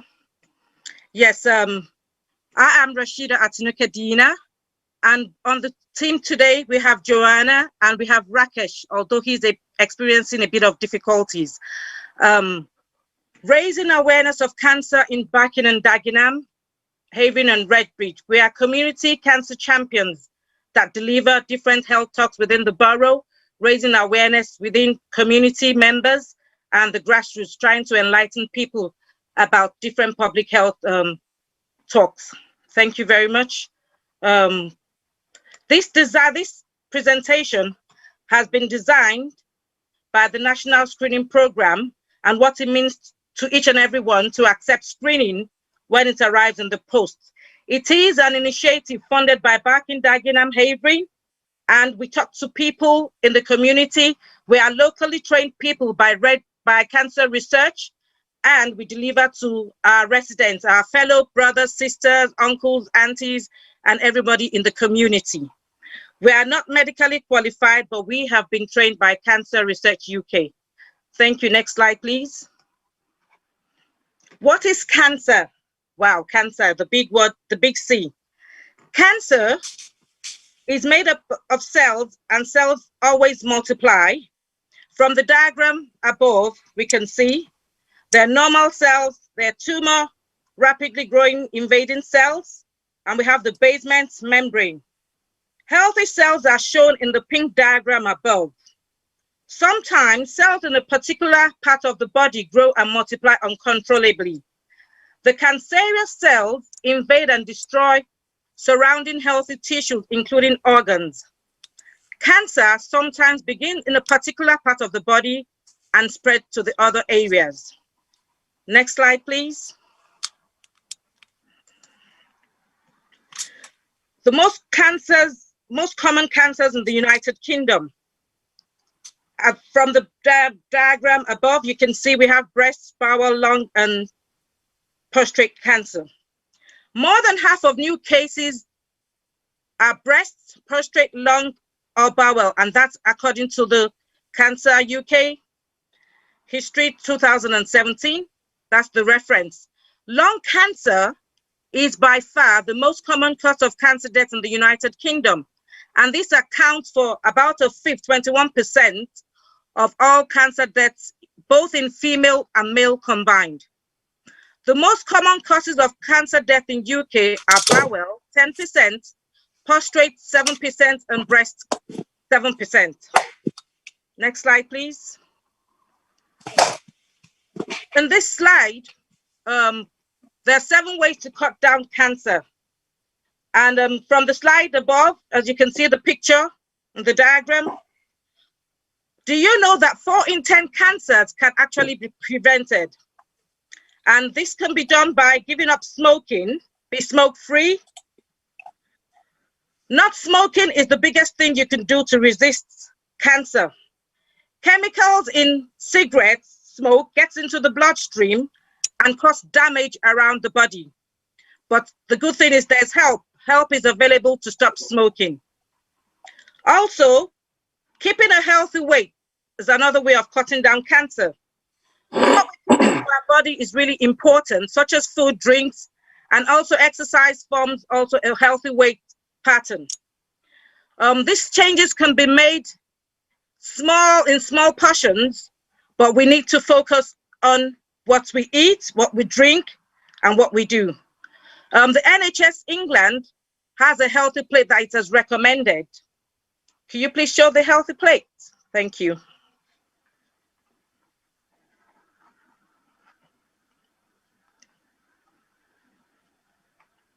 Thank you, Joanna. The healthy plate above in the picture, as you can see, explore the interactive Eat Well guide. The NHS England has a website called Live Well, and in the Live Well website, it has the Eat Well guide, which is a guidance on what we need to eat.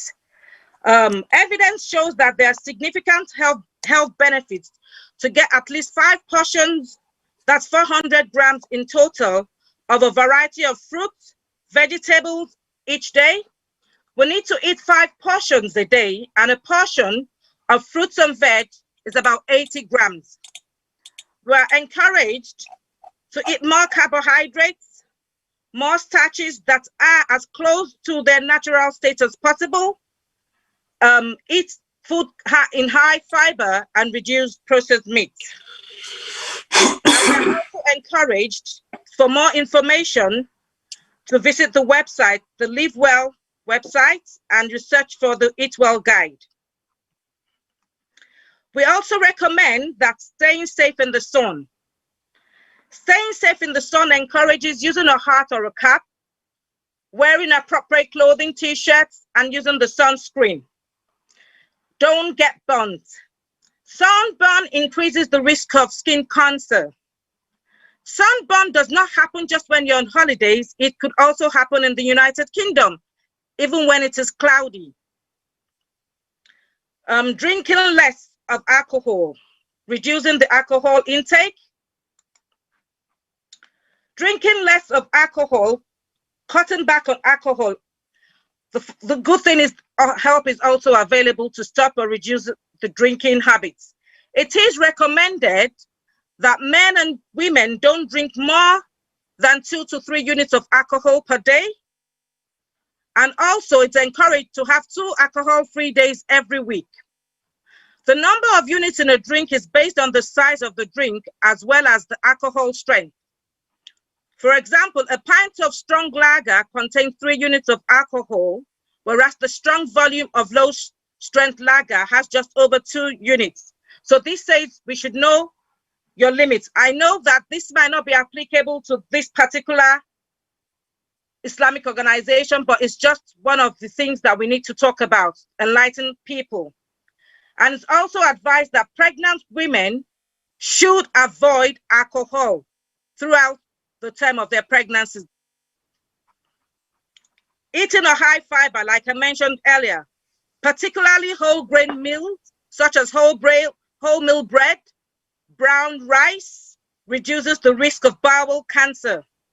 Do you know that about 9 in 10 people in the United Kingdom are not meeting the recommended amount, 30 grams of fiber a day?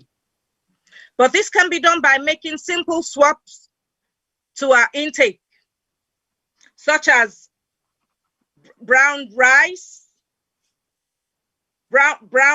whole meal bread, rolled oats, food high in fiber, more pulses, lentils. They're also very good sources of food that have high fiber intake. Also, cutting down on processed meats. Various studies show that the less processed and red meat consumed lowers the risk of bowel cancer. Be more active. We are all encouraged to try to fit 30 minutes activity into our daily routine. And this can be jogging, walking briskly, or any moderate form of exercise. And like I said earlier, for all this information, which I know might be coming too much at the same time, but we can all visit the link, the NHS Live Well link, which shows a lot of these things, and also the Eat Well guide. Next slide, please. These are resources to keep you healthy. We have various resources here and various websites by all the boroughs, the local council. They are all local sources of support. Next slide, please. Screening. What is screening? Screening is a way of identifying apparently healthy people who may have an increased risk of a particular condition. The NHS offers a range of screening tests to different sections of the population. And the aim is to offer screening to people who are most likely to benefit from it. Finding out about a problem early can mean that treatment is more effective and save lives. Next slide, please. On this presentation, we have a mantra we always talk about. We all know our body system. We know how our body works. If we notice anything that is unusual, that is not normal for us, please get it checked. Don't delay visiting the doctor or booking an appointment. Next slide, please. How to spot different types of cancer early. People whose cancer is found early can receive treatments that saves life. We can see in the picture, there are different pictures, and spotting cancer early is very important.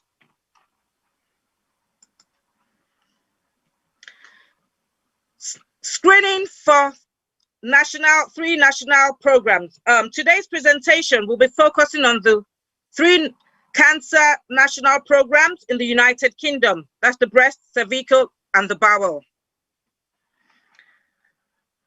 I need to hand you over to my colleague, Rakesh, but I don't know if he's been able to log on yet. Yes, Rashida, can you hear me? Yes, I can. We can all hear you, Rakesh. You're live and direct. Yeah, that's very nice. Yes. Hello, everybody. My name is Rakesh Godavi.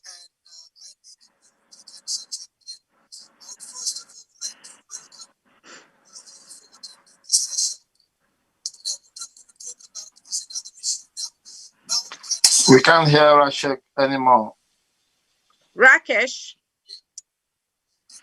he's on mute. Oh no.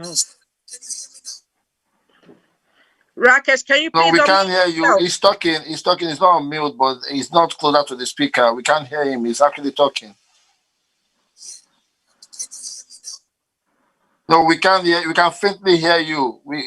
I think you need to move closer to the speaker.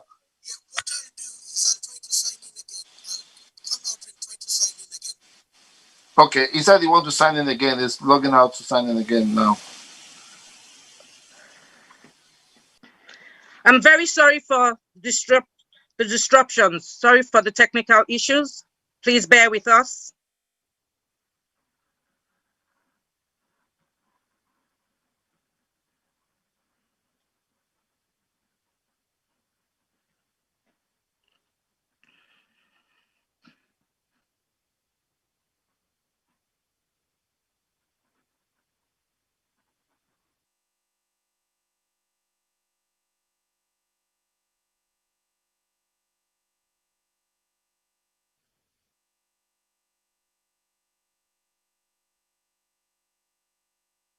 Should I carry on and he takes over, or should I just wait for him for a few minutes?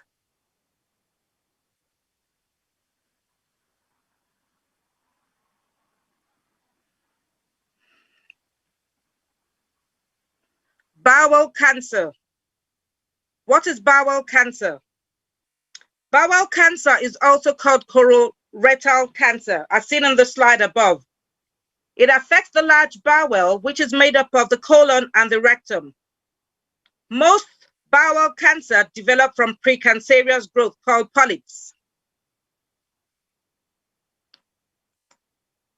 Why screen? Bowel cancer is a common type of cancer in both men and women. About 1 in 20 people will get it during their lifetime.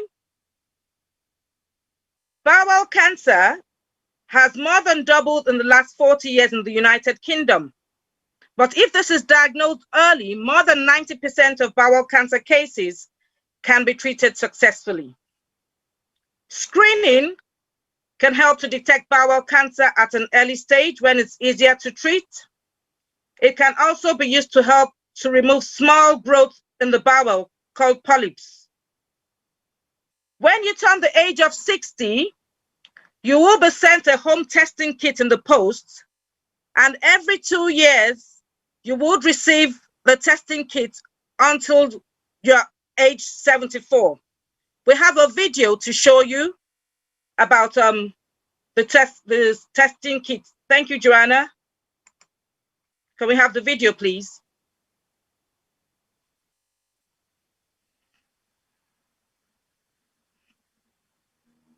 Joanna, please, can we have the video?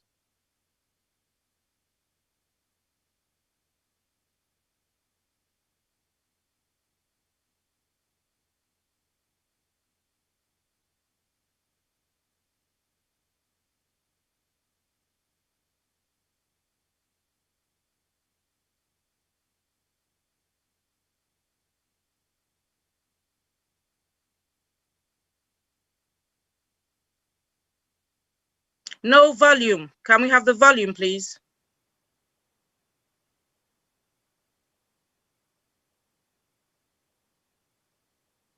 Joanna?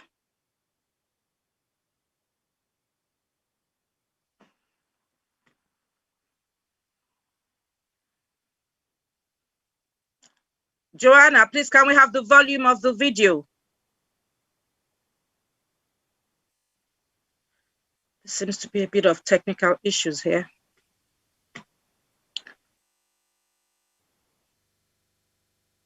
Joanna, please can we have the video, the volume? Yeah, I'm working on it. Just give me a few seconds. Okay.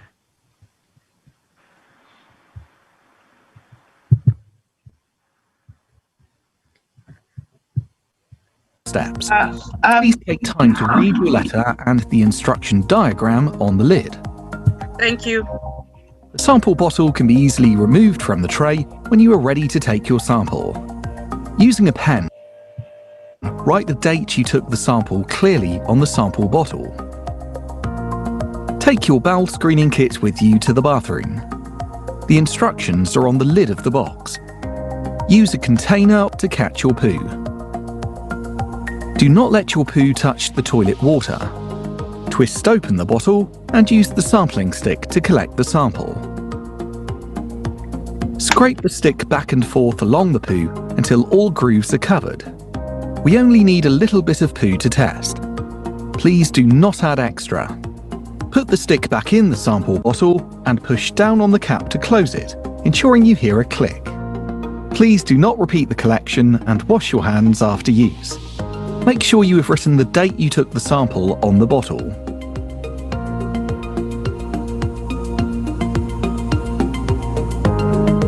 Put the sample bottle in the prepaid return envelope and peel off the tape to close.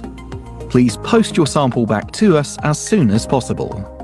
You can recycle all leftover packaging. Thank you for providing your bowel screening sample.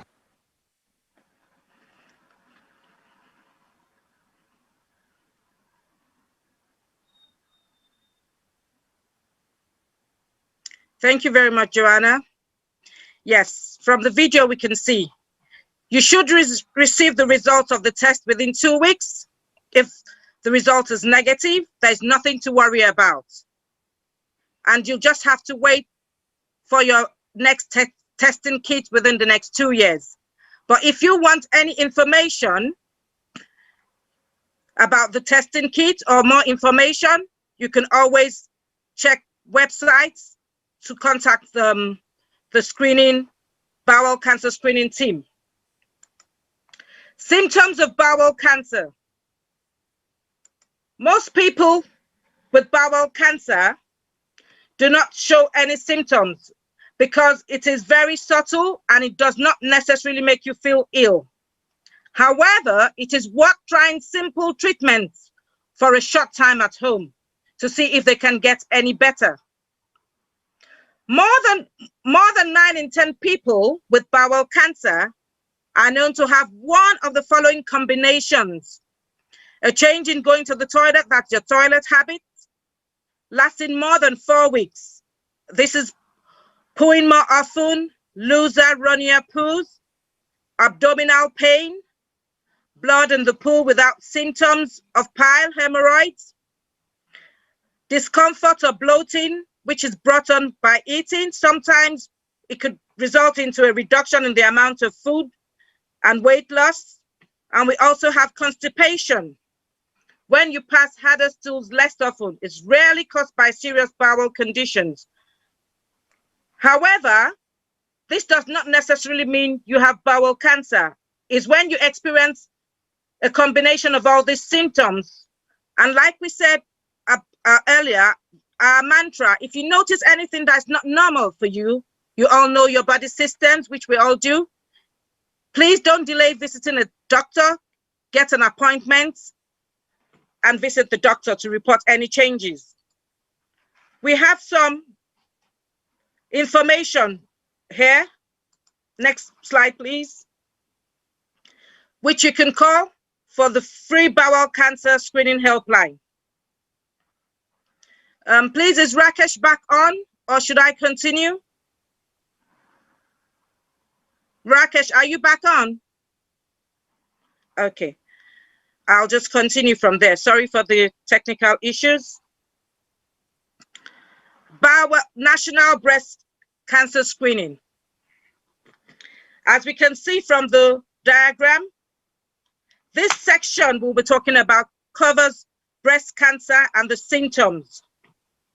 Breast cancer is a disease in which cells in the breast grow out of control. There are different kinds of breast cancer. The kind of breast cancer depends on which cells in the breast turn into cancer. Next slide, please.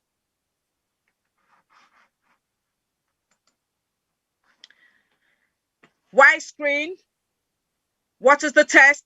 And when you need to be tested? Breast cancer screening checks if you're at risk of breast cancer. You will be invited for screening within 3 years of your 50th birthday up until the age of 71. You may be eligible for breast screening before the age of 50 if you are known to have a high risk of developing breast cancer. Perhaps there is a family history of breast cancer. That is when you will be eligible to have the screening done before the age of 50. Otherwise, all women in the United Kingdom are tested at the age of 50 and above. For women above the age of 71, you will stop receiving screening invitations except on request. And by thus doing, you have to contact your local screening unit for the appointment. Breast cancer is often thought to seem as an issue that affects only women. No, no, no. Men are also affected by breast cancer. That comes as a surprise to many people. Men get it in rare cases. It grows in the small amount of breast tissue behind the nipples for men. But this is usually experienced in men over the age of 60. And sometimes it can affect younger men too. About 350 men are diagnosed every year in the United Kingdom, whereas we have 55,000 cases for women every year. Next slide, please.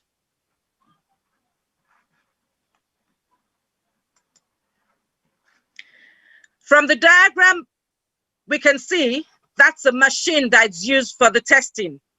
Usually we have a video that shows in details, but because we are coming to an organization which we don't know if it will be permissible for us to show the video because of the nude pictures that might be there. So we have decided not to show the video, except we have just the women group. Breast cancer, breast screening. This is the mammogram that is used to test for the screening. And this is done every 3 years for women up until the age of 71, in some cases up until the age of 73, depending on the local council. Next slide, please.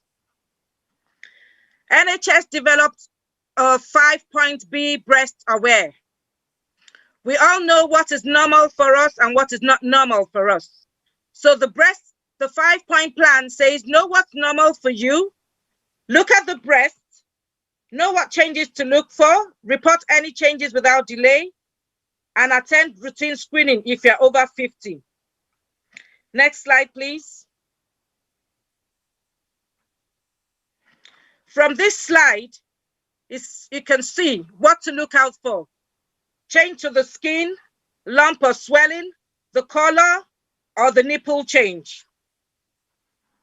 Every breast are different in terms of size, shape, and consistency. It is also possible for one breast to be larger than the other. Get used to knowing your breasts and the feel at different times of the month. For women that are still menstruating, it tends to have a tender and lumpier breasts, especially near the armpit during the time of your period. And for women that are experiencing menopause, normal breasts feel softer, less firm, and not as lumpy. The NHS breast screening program has produced the 5 points which I mentioned earlier. We all know what is normal for us. We need to know what we need to look out for and to check. We might also find it easier to check when we are having our bath in the shower. We need to check this when with running soap and water. Check it with your arms up and also check it with your arms by your side. This gives us the variety to look out for. Next slide, please. It could also notice these changes, maybe a rash or crusting, unusual liquid coming out from the nipple discharge that is not milky, bleeding, or a moist or red area that doesn't heal, or any change in the position, such as it being pulled or invertly looking. Any discomfort or pain in one breast, particularly a pain that doesn't go away, could be a symptom of breast cancer, but those are very rare. It's a combination of all this that really could be scary. But like we said, if it's not normal for you, please don't delay, visit the doctor. Next slide, please. Sources of support and information. We have it on the screen: Breast Cancer Now, Cancer Research UK, and Prevent Breast Cancer. Those are some of the sources and support of information. Next slide, please. Sorry, Rakesh, are you back on now? Okay, I think I'll have to continue. Lung cancer, the causes, signs, and symptoms. Lung cancer is one of the most common and serious types of cancer. Around 47,000 people are diagnosed with the condition every year in the United Kingdom. Smoking. Tobacco contains more than 60 different toxic substances, which are known to be carcinogenic, cancer-producing. Smoking cannabis has also been linked to an increased risk of lung cancer. Passive smoking. If you do not smoke, but you are frequently exposed to tobacco smoking from others, this could also increase your risk of developing lung cancer. Occupational exposure and pollution. Exposure to certain chemicals and substances which are used in several occupations and industries may increase your risk of developing lung cancer. And some of the chemicals and substances include arsenic, coal and coke fumes, asbestos, cadmium. Research also suggests that being exposed to diesel fumes over many years can increase your risk of developing lung cancer. Okay, next slide, please. Lung cancer causes and signs. Well, there are usually no signs and symptoms in the early stages of lung cancer, but as the cancer develops, the condition progresses. As the condition progresses, you can now notice some symptoms. Next slide, please. Some of the main symptoms that can be noticed is a cough that doesn't go away after 2 or 3 weeks, a long-standing cough that just gets worse despite everything you use, a chest infection that keeps coming repeatedly, or perhaps you're coughing off blood. That is a bit scary. An ache or pain when coughing, or if you seem to be breathless, persistent breathlessness, persistent tiredness of lack of energy, or an unexplained weight loss. Another slide, please. And in this slide, we have the less common symptoms of lung cancer. Changes in the appearance of our fingers, becoming more curved at the edge, which is known as finger clawing. A hoarse voice, that's a change in voice. Difficulty while swallowing. Wheezing, or swelling of the face or neck, or persistent chest pain or shoulder pain. The mantra on this program, next slide please, is we all know it. We know our body system. If it's not normal for you, please get it checked. Don't delay visiting the doctor. Yes, now, we've learned quite a few things. I know which it might be so much, but To know if we've been able to process all we've learned, we have a short quiz, which we would like everyone to participate in. Sorry, Rakesh, Quizmaster, are you back on now? Oh, sorry, we've lost him entirely. Number 1, which cancer is by far the most common cause of cancer death in the United Kingdom?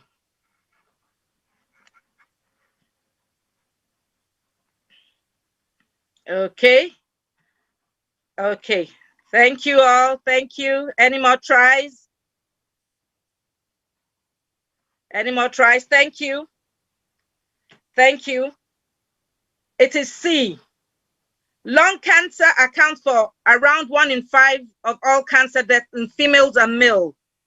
The next common cause of cancer death in the United Kingdom are bowel, 1 in 10, then prostate and breast cancer. We'll move on to the second question. What are the 3 national cancer screening programs in the United Kingdom? We have A, breast, lung, and cervical cancer, sickle cell, Down syndrome, and HIV, breast, bowel, and cervical cancer, prostate, lung, and bowel cancer.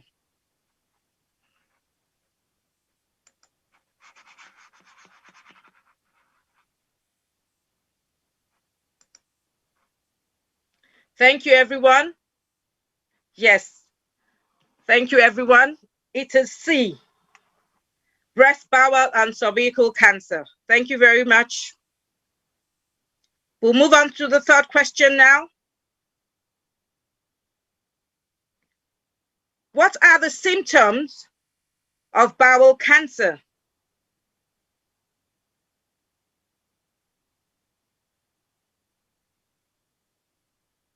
Thank you very much. Thank you for the answers. Thank you very much. Yes. The answer is D. Thank you very much. The symptoms of bowel cancer can be subtle and do not necessarily make you feel ill. However, it's worth trying simple treatments for a short time to see if they get any better. And the last but not the least, we'll go on to question 4. What are the symptoms of breast cancer? A change in the size, outline, or shape of the breast, a new lump or bumpy area in one breast, bleeding from the nipple, or D, all of the above. Thank you very much. Thank you very much. Thank you. We really appreciate all the answers coming in. Thank you very much. Yeah, we are all correct. D, I wish we could all have a prize to give everyone. Thank you very much, D. Yes, thank you very much. Yes, Joanna, please can we move to the next cervical awareness screening? Why screen? Unfortunately, we are almost run out of time. We have 2 more minutes if we can wrap up. Wow, okay. Or we can extend it for another 3 minutes, so we've got 5 additional minutes. Thank you very much, sir. Screening, cervical screening. 3,000 new cases of cervical cancer diagnosed each year, most in women who have never had a screening test before. Over 4,000 cases of cervical cancer can be prevented each year through screening. Early detection makes treatment more successful and there's a good chance of recovery. What is the test? Some tests are removed from the neck of the womb with a plastic brush and examined to look for early changes that, if ignored and not treated, could develop into the cancer of the cervix. Because of time, I think we will just brush through. Well, let's the next slide then. Can we have the slide of the age, please? Well, the age, no, Joanna, the slides of the age, yes, for the cervical screening. Just, okay. Well, age under 25, up to 6 months before you turn 25, those that will be invited. 25 to 49 will be invited every 3 years. The women, 50 to 64, for every 5 years, and 65 and older just once if the test you did earlier wasn't normal. And just the picture, just to show what it is. We would not be able to spend longer time on that. Usually we have a video, but we would not be able to show that now. And we also have the symptoms. We have the unusual bleeding, unpleasant vaginal discharge, discomfort, pain during sex, swelling of one of your legs, bone pain, or changes in the bowel habits. Okay? And we'll just skip it and go on to the next one, please. Cancer screening frequency. Bowel cancer, 60 to 74. This is done every 2 years for women, and men, 60 to 74 every 2 years. Then the breast is 50 to 71 every 3 years. And the cancer, cervical cancer, target age 25 to 49, 3.5 years, 50 to 64, 5 years. Okay, now please move on to the next slide. Prostate, yes. Prostate cancer. Who gets prostate cancer? Men aged 50 and older. What is prostate? The prostate is a gland which is usually the size and shape of a walnut. As you can see from the diagram there, we have a normal prostate and an enlarged prostate. It grows and gets bigger as you get older. It sits underneath the bladder and surrounds the urethra. The urethra is a tube which carries urine out of the body.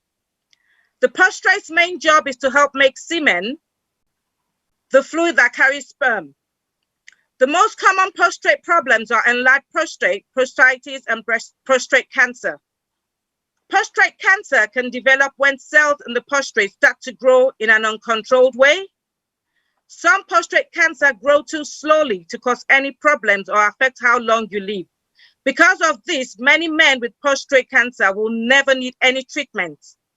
But some prostate cancer grows quickly and is more likely to spread. This is more likely to cause problems and need treatment to stop it from spreading. Next slide, please. Sister Tinuke, I've Yes, been sir. told that we can allow additional minutes. Thank you very much, So sir. we've got extended time up to like 12:20. Oh, Jazakallah khairan, sir. We appreciate that. Thank you, sir. Okay, who are those that are at risk of getting prostate cancer? Prostate cancer is not linked to any preventable disease or any cause. Your risk of developing it depends on many things. This includes age and ethnicity. Prostate cancer is more common in older men, aged 75 to 79. 1 in 6 men in the United Kingdom will get prostate cancer at some point in their lives. Ethnicity. It is more common in Black African men than white men, but it is least common in Asian men. Family history and genes. Your risk of getting it is higher if you have a close relative, such as a brother or a father, who has had it earlier. Some inherited genes can increase your risk of getting prostate cancer. These inherited genes are rare and account for just a small number, but it's also worth having a look. Being obese or overweight. Obese means being very overweight. Try to keep a healthy weight by being physically active and eating a healthy, balanced diet. Researchers have found a link between being obese and overweight, which increases it and makes it grow faster. There is some evidence that being active might help to lower it, but that doesn't totally eradicate it. Hormone levels. Hormone levels may play a part in the risk of developing it. Insulin, like IGF-1, is a hormone our body makes. It regulates normal cell growth and death. Some studies have found that there is a higher risk of prostate cancer when the high level is experienced in the body. However, there's some myth and I won't say myth, but there's some information that a lot of us believe, but there is no evidence to that, and such as Some factors which might increase the risk of prostate, but there is no evidence. Vasectomy, inflammation of the prostate and height. Vasectomy is a way of sterilizing men and is a type of permanent birth control. Inflammation of the prostate glands is called prostatitis. The evidence on whether prostatitis causes prostate cancer is mixed. Height, interestingly, very funny. Some studies suggest that taller men have a higher risk than shorter men of getting a faster growing prostate cancer. I don't know, but that's what it says. Cadmium. Cadmium is also a compound, is a type of chemical that is found in tobacco, smoke, and food. Next slide, please. Yes, this slide, we have a video. I think we should be able to take the video because this is the last presentation. No more quizzes because of the time, but a video would be quite helpful. Thank you. Please enjoy it.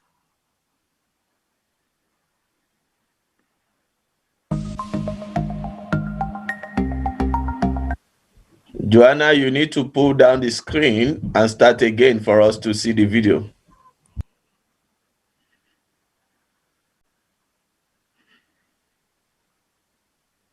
Sorry for all these technical issues. Most of our staff are all over the place. When you have a prostate problem, it can produce some symptoms, and the most common symptoms that you may notice are urinary symptoms. For example, you may notice that you're having to get up during the night to go and have a pee, where previously that wasn't a problem for you.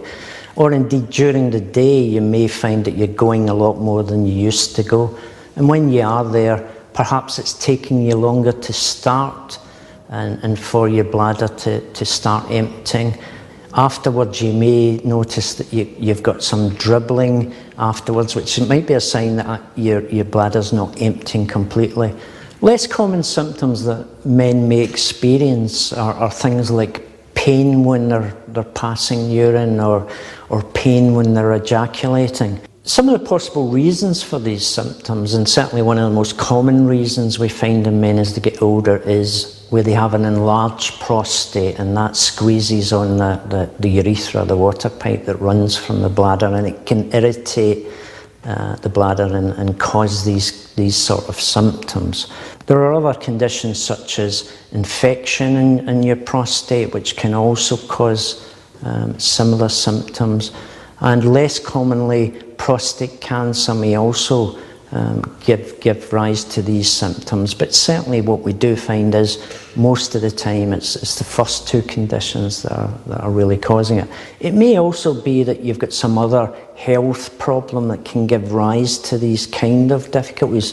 And there are some common health problems such as diabetes or high blood pressure. It's not unusual to find that actually it may be due to something quite simple, such as you're drinking a lot of drinks with caffeine in them. I think the important thing that we would encourage men to do is don't ignore them. Don't just assume it's something to do with getting older and therefore nothing can be done about it, because certainly if you go along and see your own family doctor, he can do some quick tests, check you over, find out if you do have an infection, and it could just be that a short course of antibiotics, for example, can sort that out for you. Or he can give you some other treatment that would be helpful in reducing your prostate, for example. If you're at all unclear about talking to your GP about it, and many men tell us they are, then you can always ring us up on our helpline, and one of the specialist nurses will be more than happy to discuss it with you. For more information, speak to one of our specialist nurses on 0800 074 8383, or you can go to our website prostatecanceruk.org.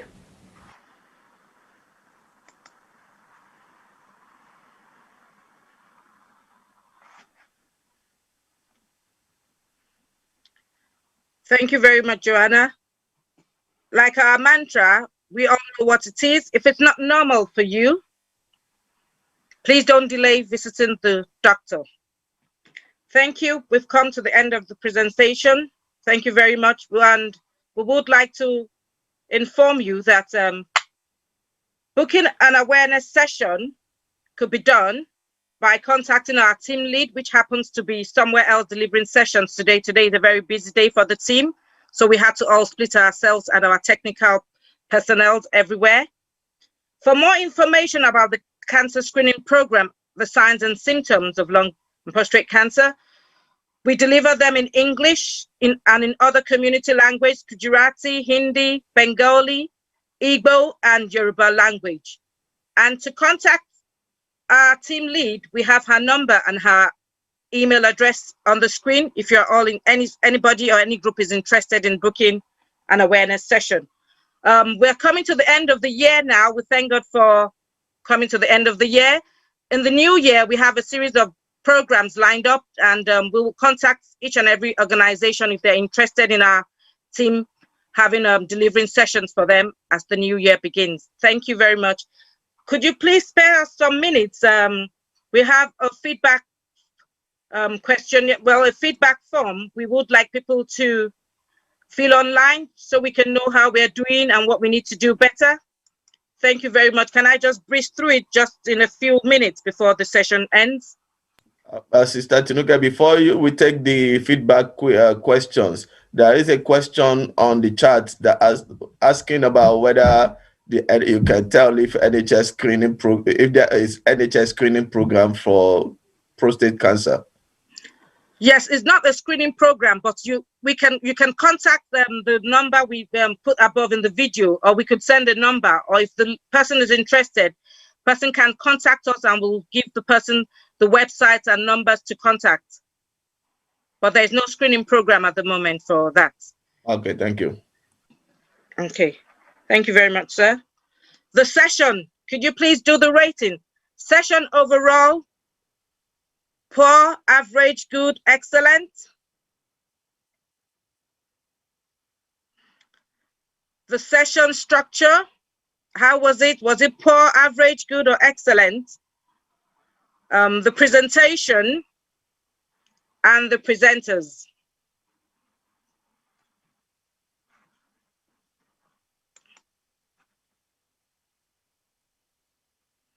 Yes, okay. Thank you. Can we move on to the next set of questions, please? The information given, was it clear and easy to understand? Yes or no? The session, did it meet your expectation? Yes or no? Will this session help you? Yes or no?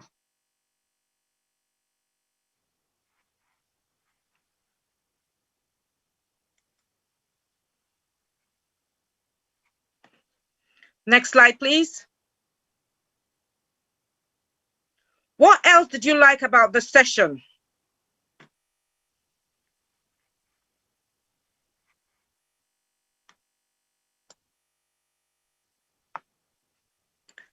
Number 9, please.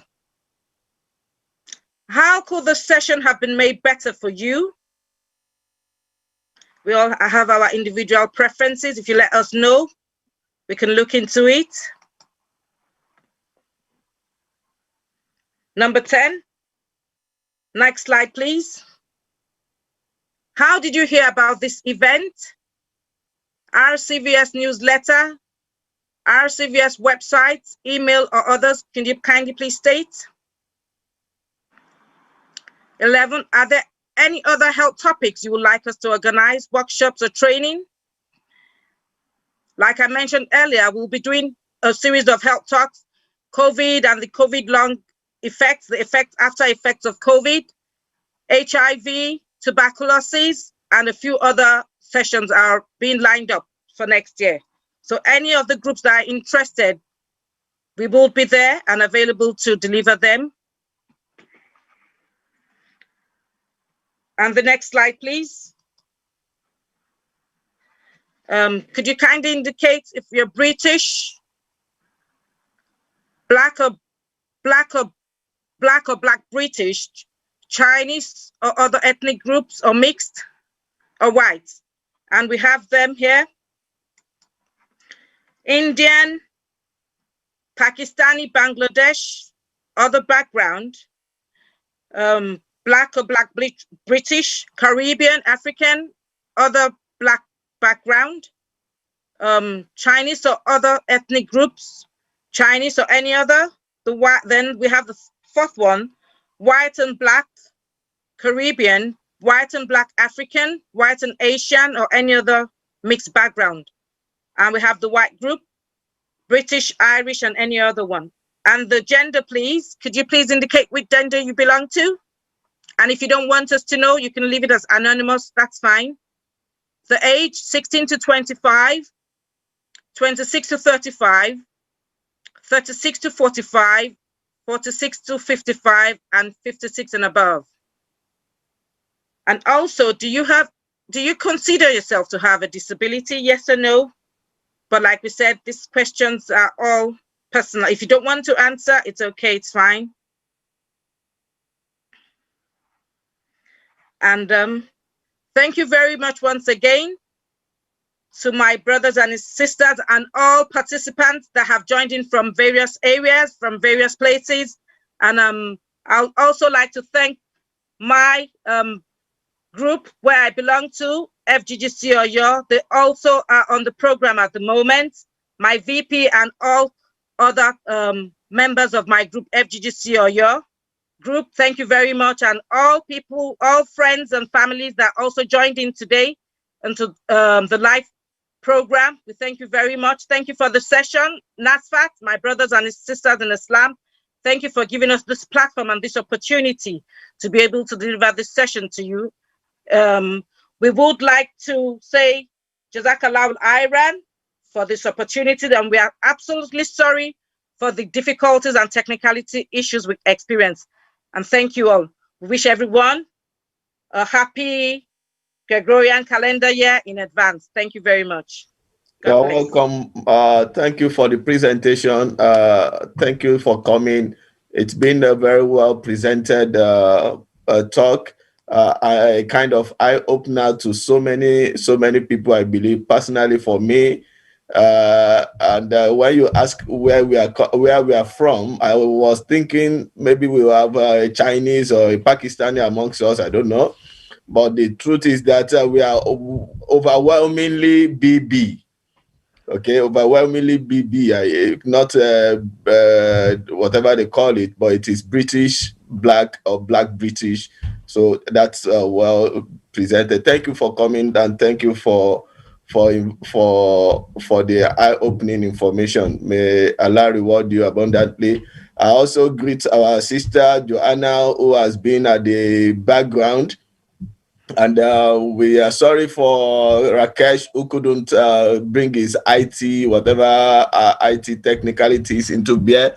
So this is what we have when we are at the back of, in front of the computer behind the VPN. So we all experience this, and this is one of the negatives of being online.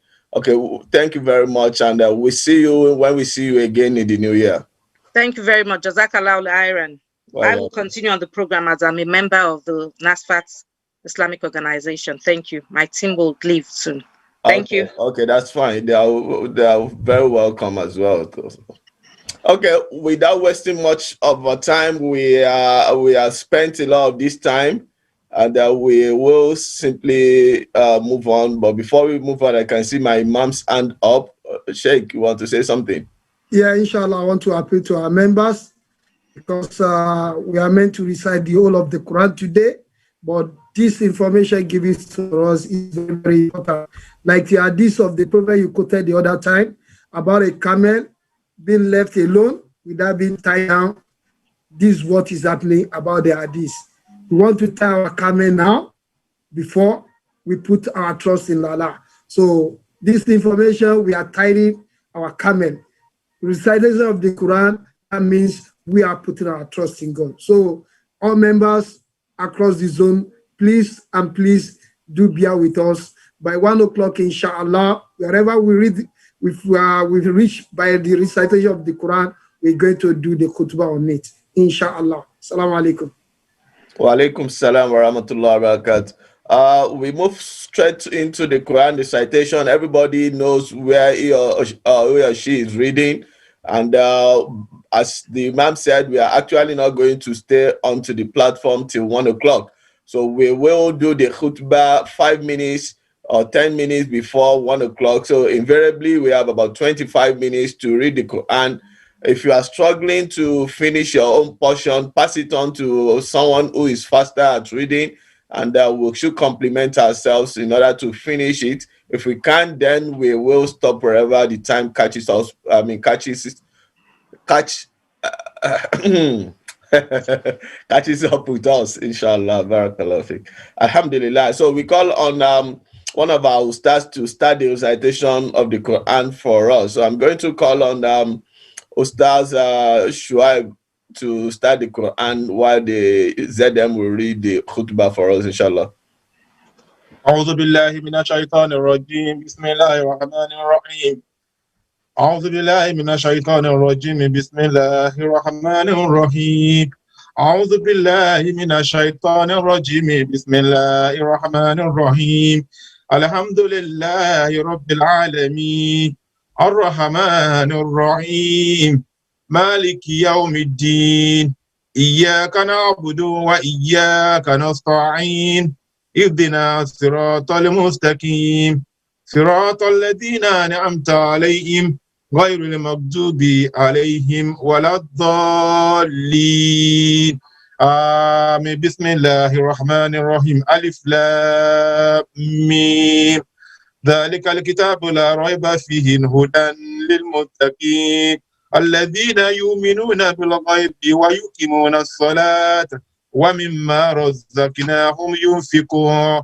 والذين يؤمنون بما أنزل إليك وما أنزل من قبلك وبالآخرة هم يوقنون أولئك على هدى من ربهم وأولئك هم المفلحون بسم الله. Àwa tí a bá ka Al-Quran ká máa sọ gbólóhùn tí a máa ń sọ pé hasbunallahu wa ni'mal wakil ni'mal maula wa ni'man nasir títí tí a máa fi parí. Àwa tí a bá ka Al-Quran ká má jẹ́ kí ẹnu wa gbòfo, ká máa wẹ̀tì ẹnu wa pẹ̀lú àsìkárù yẹn, hasbunallahu wa ni'mal wakil ni'mal maula wa ni'man nasir. Bákan náà, àwa tí a bá struggle láti parí portion tí wọ́n pín fún wa tó bá ti ń di bí 12:40 sí 12:45 tẹ́ ẹ̀ bá ti parí ẹ̀ tètè pass it along sí ẹni tí ó máa support wa, inshallah.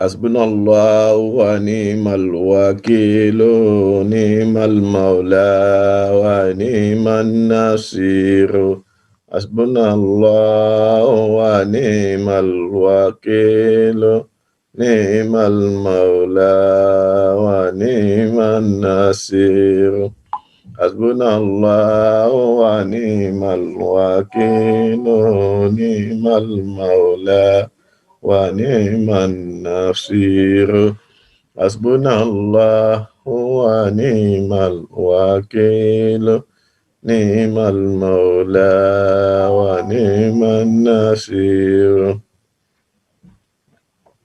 حسبنا الله ونعم الوكيل نعم المولى ونعم النصير حسبنا الله ونعم الوكيل نصر من الله وفتح قريب وينصرك الله نصرا عزيزا نعم المولى ونعم النصير حسبنا الله ونعم الوكيل نعم المولى ونعم النصير وينصرك الله نصرا عزيزا نعم المولى ونعم النصير حسبنا الله ونعم الوكيل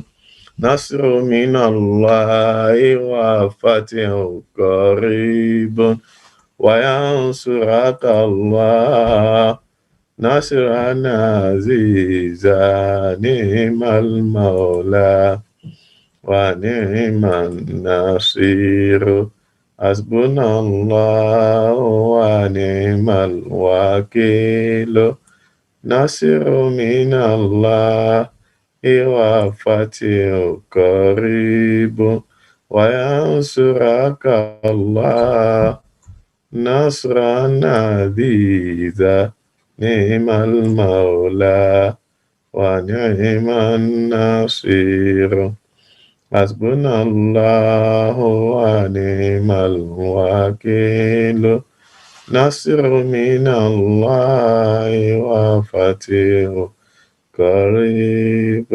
وينصرك الله نصرا عزيزا نعم المولى ونعم النصير حسبنا الله ونعم الوكيل نصر من الله وفتح قريب وينصرك الله نصرا عزيزا نعم المولى ونعم النصير حسبنا الله ونعم الوكيل نصر من الله وفتح قريب وينصرك الله نصرا عزيزا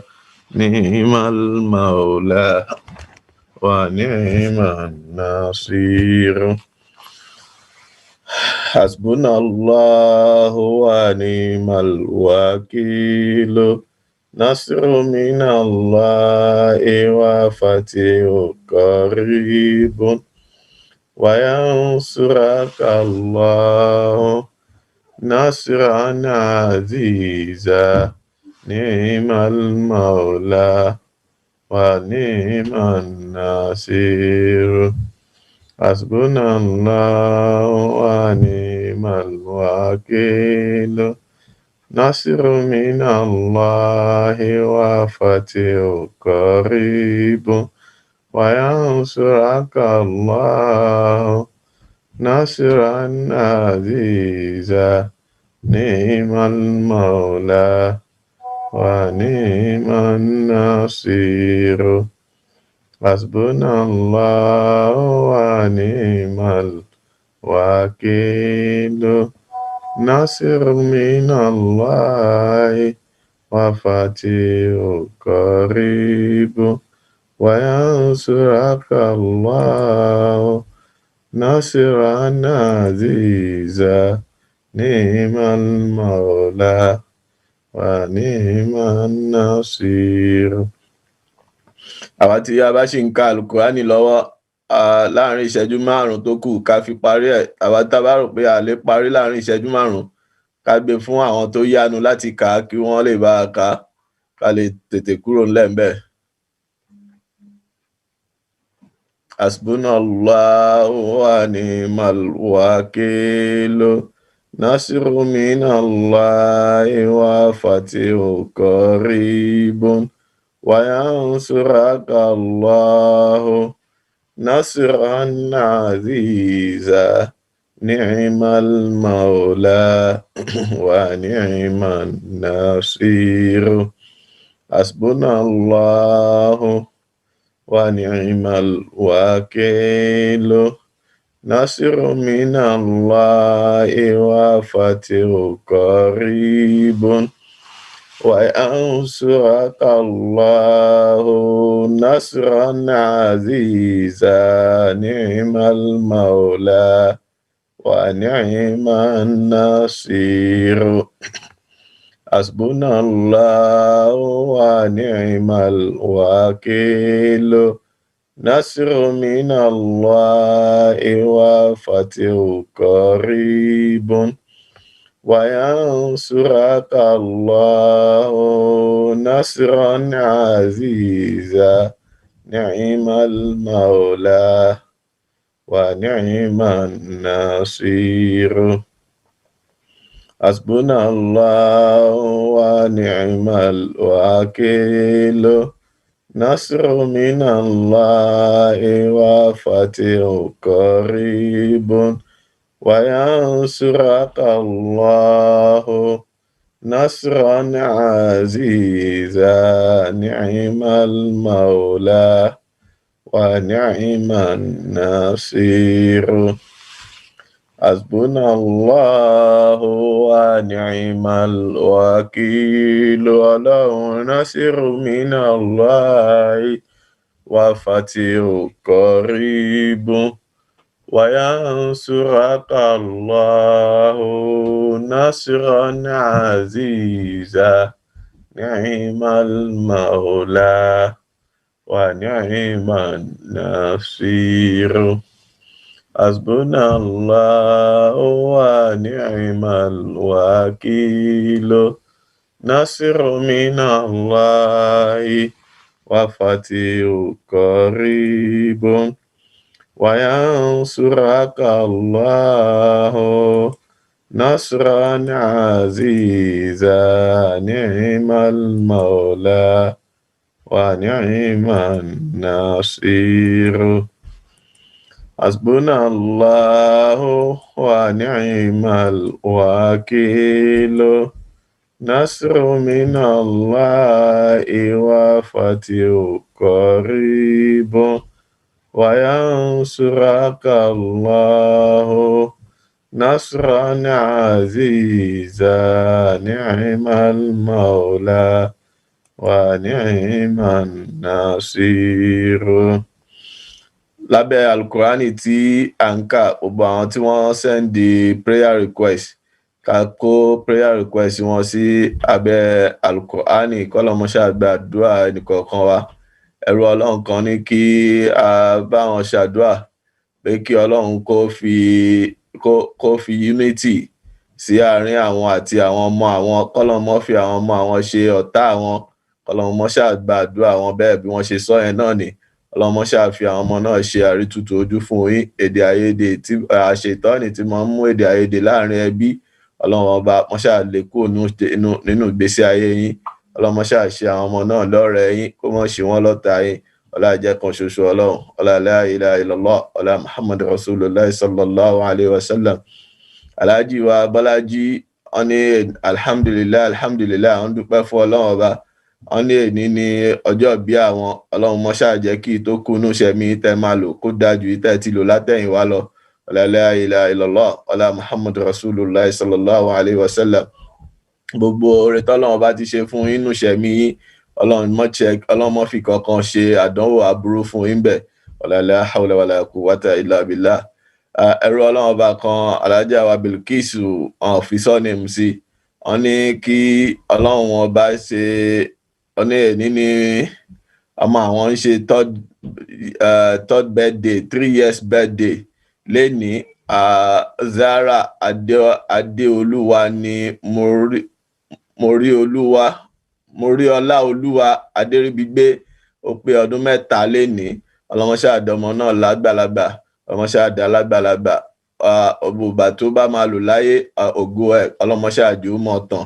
La ilaha illallah, ọlọ́mọṣẹ́ àfọmọ náà ṣe àrètùtù ojú fún yín, kó tún ìdùn yín nú kalẹ̀. Gbogbo tí ẹ̀yin náà máa lò láyé ọlọ́mọṣẹ́ àṣe dáadáa fẹ́yìn náà bẹ́ẹ̀. La hawla wala quwwata illa billah. Ẹ̀yàn àìrọ Ọlọ́run bá kan náà kó hàn ọkọ̀rúkọ sí Galaxy S8. Wọ́n ní àbákan náà ọmọ àwọn obìnrin she celebrate another year today inshallah. Gbogbo àwọn ọmọdé ọlọ́mọṣẹ́ dá wọn lágbàlagbà, tó bá dá wọn lágbà tán ọlọ́mọ dá wọn lágbàyà láíláí. Wọ́n ṣàfi wọ́n ṣe ìmọ́lẹ̀ ẹ̀sìn, kò fi wọ́n ṣe Nuru Dini, kò fi wọ́n ṣe Shamsu Dini, kò fi wọ́n ṣe Kọ́mọ́rù Dini. Ọlọ́mọṣẹ́ àṣẹ bẹ́ẹ̀ jù bẹ́ẹ̀ lọ fún wọn. La hawla wala quwwata illa billah. Tán bá dàgbà Ọlọ́run má jẹ́ kí wọ́n ṣe tiwọn lọ́tọ̀. Ojú ọ̀nà ìsìláàmù la bí wọn sí, Ọlọ́run má jẹ́ kí wọ́n kan gbàbò mí yọ sí wa. La hawla wala quwwata illa billahi aliyul azim. Gbogbo ẹni tó bá tún ní prayer request àkó gbogbo ẹ̀ náà sí abẹ́ alukurani tí à ń kà yìí. Ọlọ́run mọ́ṣá gba àdúrà ẹnìkọ̀ọ̀kan wa, orí ẹ̀dá ò lè wà kórí ó mọ́ mì. Gbogbo wa náà la nìkan àbí kejì tí à ń bẹ lọ́run ba lé lórí. Ọlọ́run mọ́ṣá gba àdúrà wa. La hawla wala quwwata illa billah. Ẹni tó ní gbèsè tó fẹ́ san, gbogbo wa náà ló ní gbèsè. Ẹni tó ní ìwé ìgbélú tó ń retí ìwé ìgbélú láti home office, ọlọ́mọṣẹ́ àfilé yín lọ́wọ́ pẹ̀lú rọrùn. Tó bá filé yín lọ́wọ́, ọlọ́mọ jẹ́ kí ó fi kan gbà kan lọ́wọ́ yín Ọlọ́run. Ìwé dé àárẹ̀ dé, ọlọ́mọ fi ṣàdánwò fún yín. Gbogbo àwa ọmọléèwé tá ń kẹ́kọ̀ọ́ lọ́wọ́, ọlọ́mọṣẹ́ àfún wa ní ìmọ̀ àmọ̀lò. La hawla wala quwwata illa billahi aliyul azim. Gbogbo apáta iṣẹ́ ìṣe ẹnìkọ̀ọ̀kan wa ọlọ́mọ jẹ́ ó díṣẹ́ mọ́ wa lọ́wọ́. Iṣẹ́ ìṣe ẹnìkọ̀ọ̀kan wa ọlọ́mọ jẹ́ ó díṣẹ́ mọ́ wa lọ́wọ́. Iṣẹ́ ìṣe ẹnìkọ̀ọ̀kan wa ọlọ́mọ jẹ́ ó díṣẹ́ mọ́ wa lọ́wọ́. Ọlọ́mọṣẹ́ àbá fi àrísìkí tó èkóró, àrísìkí tí kò ní bá òṣì tán, ọlọ́mọṣẹ́ àjogún ẹ̀fẹ́ nìkọ̀ọ̀kan wa. La ilaha illallah muhammadu rasulullah sallallahu alayhi wa sallam. Aláìpẹ́ àlẹ́ lómi tí a ń jọ́sìn fún àyàfọ́ Ọlọ́run ọba Allah. A sì níbòmí tá à ń wárán lọ àfọ̀dọ̀ Ọlọ́run ọba Allah yìí náà, ọlọ́mọṣẹ́ àṣèrànlọ́wọ́ tó pé fẹ́nìkọ̀ọ̀kan wa. La ilaha illallah muhammadu rasulullah sallallahu alayhi wa sallam. Bismillah zedem outba. Now, Jazakumullah khair. A special request for a member to one of our sisters that died last week, Alaja Ganiya ní Grace Torok. Member mi mọ̀ rí, but àwọn náà kọ́ pè mí pé ká tún ṣàdúrà fún wọn. Takọ̀ Ọlọ́run bẹ̀rẹ̀ látòrí sister náà, pé kárí gbogbo àwọn tí wọ́n ti kọjá sálùkì àmọ́ nínú ọdún yìí, lákò bá ṣe kú sínú fún Ọlọ́run, bá dílé wọn mú Ọlọ́run, lákọ̀ Ọlọ́run. Gbogbo àwọn tí wọ́n tún jókòó nínú fámílì ẹni kálukú náà, bàtán náà nórú sínú kábàárì wọn, nínú ẹgbẹ́ wa, láàrin ẹbí wa, láàrin ọ̀rẹ́, mọ́jẹ́ ara yọkú, mọ́jẹ́ ara yọkú mọ́ Ọlọ́run, mọ́jẹ́ ara tẹ̀yìn kú mọ́ Ọlọ́run. Ya ke bismillahir rahmanir rahim. Allahumma irhamna bil Qur'an waj'al lana imama wa nura wa huda wa rahma. Allahumma dhakkirna minhu ma nusina wa 'allimna minhu ma jahilna warzuqna tilawata wa nali wa atrafan nahar waj'al lana hujjatan ya rabbal alamin. Allahumma aslih lana dinana alladhi huwa ismatu amrina wa aslih lana dunyana allati fiha ma'ashuna wa aslih lana akhratana allati fiha ma'aduna waj'al al-hayata ziyadatan lana fi kulli khair waj'al al-mauta rahatan lana min kulli shar. اللهم اجعل خير أمورنا أكرا وخير عملنا خواتما وخير أيامنا يوم لقائك فيه. اللهم إنا نسألك عيشة عنية وميتة سوية ومرضا غير مكس ولا فادي. اللهم إنا نسألك خير المسألة وخير الدعاء وخير النجاة وخير العلم وخير العمل وخير الثواب وخير الحياة وخير الممات وثبتنا وثقل موازيننا وحقق إيماننا وارفع درجتنا وتقبل صلاتنا وأكفر خطيئاتنا ونسألك الأولى من الجنة. اللهم إنا نسألك مجيبات رحمتك وعزائم مغفرتك والسلامة من كل إثم والغنيمة من كل بر والفوز بالجنة ونجاة من النار. اللهم أحسن عاقبتنا في الأمور كلها وأجرنا من خزي الدنيا عذاب الآخرة. اللهم اقسم لنا من خشيتك ما تحول به بيننا وبين معصيتك ومن طاعتك ما تبلغنا بها جنتك ومن اليقين ما تعون علينا مصائب الدنيا ومتنا بأسماعنا وأبصارنا وقوتنا ما حييتنا واجعل الوارث منا واجعل ثأرنا على من ظلمنا وانصرنا على من هدانا ولا تجعل مصيبتنا في ديننا ولا تجعل الدنيا أكبر همنا ولا مبلغ علمنا ولا تسلط علينا بذنوبنا ما لا يخافك فينا ولا يرحمنا. اللهم لا تدع لنا ذنبا إلا غفرته ولا هم إلا فرجته ولا دين إلا قضيته ولا مريض إلا شفيته ولا ميت إلا رحمته ولا مسافر إلا رددته ولا خلة إلا سديتها ولا دين إلا سديتها ولا جت من وعيدنا الأقرى إلا قضيتها يا أرحم الراحمين. ربنا آتنا في الدنيا حسنة وفي الآخرة حسنة وقنا عذاب النار. وصلى الله على نبينا محمد صلى الله عليه وسلم وعلى آله وصحبه الأخيار وسلم تسليما كثيرا كثيرا. Allahumma àmín àmín àmín. Ká tó máa ṣe àdúrà lọ́lé, ẹrú Ọlọ́run ọba kan náà tún ṣe send prayer request. Ẹni tá a mọ̀ dáadáa ni Alhaja wa Zara Púpọ̀lá. Wọ́n ní ká bá wọn ṣàdúrà k'Ọlọ́run fún àwọn ní ṣìfà tó péye. Àwọn ti sick for some days. k'Ọlọ́run ṣáà fún wọn lálàáfíà ara nínú omi ara wọn, nínú ẹ̀jẹ̀ ara wọn, nínú iṣan ara, nínú ẹran ara wọn. Ọlọ́run ṣáà bá yín fà láàfíà síbẹ̀. La ilaha illallah ọlá Muhammad Rasulullah sallallahu alaihi wasallam. Ọlá pé a dúpẹ́ fún àwọn tí Ọlọ́run bá tó ṣe àlàáfíà fún lẹ́yìn àmódi. Ọlọ́run bá tó ṣe bẹ́ẹ̀ nígbà fún àwọn tó fi gbà bẹ́ẹ̀ fún àwọn tí a ṣe fún tó fi gbà fún wa. Ọlọ́run ṣáà ṣe tìyín náà rọrùn. Tó bá máa fi dọ̀sẹ̀ tó ń bọ̀, Ọlọ́run ṣáà jẹ́ ká gbọ́ ìró ìdùnnú látọ̀dọ̀ yín. La ilaha illallah Muhammad Rasulullah sallallahu alaihi wasallam. Gbogbo apáta àti pòròjẹ́tì àkáǹtì branches wa, owó sàdákà alukur'ani tí a máa ń san nígbà tá a bá ti ka alukur'ani báyìí, kí gbogbo wa náà ká gbìyànjú ká fi sínú àkáǹtì branch wa. k'Ọlọ́run gbà ní ìbádà fún wa. Nínú àwọn sàdákà tu járíà tí wọ́n ní ká máa ṣe òun náà ní eléyìí. Sàdákà ó máa ń lékún àrísìkí wa ni kò kí dínkù. Ọlọ́run lékún wa nínú ọlá, k'Ọlọ́run lé wa kún nínú àrísìkí, kó lé wa kún nínú owó, kó lé wa kún nínú iyì. La hawla wala quwwata illa billahi aliyul azim. Allahumma barik lana fima razaqtana wa alimna ma yanfa'una wa fa'na bima 'allamtana wa zidna ilma. Ẹ jẹ́ kí gbogbo akájọ máa wí pé bismillahir rahmanir rahim. Bismillahir rahmanir rahim.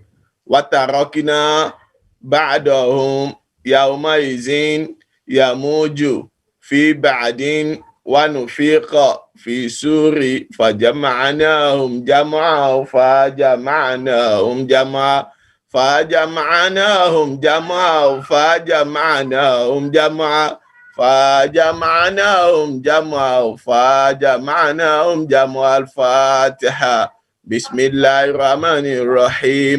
الحمد لله رب العالمين الرحمن الرحيم مالك يوم الدين إياك نعبد وإياك نستعين اهدنا الصراط المستقيم صراط الذين أنعمت عليهم غير المغضوب عليهم ولا الضالين. آمين آمين آمين. سبحان ربك رب العزة عما يصفون وسلام على المرسلين والحمد لله رب العالمين. أجب دعوتنا يا ذا الجلال والإكرام إنك لا تخلف الميعاد. يا رب العالمين. ما شيء لا شيء ما. For safe delivery, the birthday on 29. Yeah, the very visit. For safe delivery because gbogbo wọn ṣe sọ yẹn náà, Ọlọ́run bá ti gbọ́ gbogbo ohun tí a wí, lọ́la ti gbọ́ elétí ìgbàròyé lálàwòrán. Sátìá sáyẹ́ǹsì kò máa jẹ́ ó pẹ́. Sátìá sáyẹ́ǹsì kó máa jẹ́ ó pẹ́ ó sàtìyà sáyẹ́nsì kó máa jẹ́ ó pẹ́ subhana rabbika rabbil izzati amma yasifun wa salamun ala al-mursalin walhamdulillahi rabbil alamin sallu ala nabiyil karim sallallahu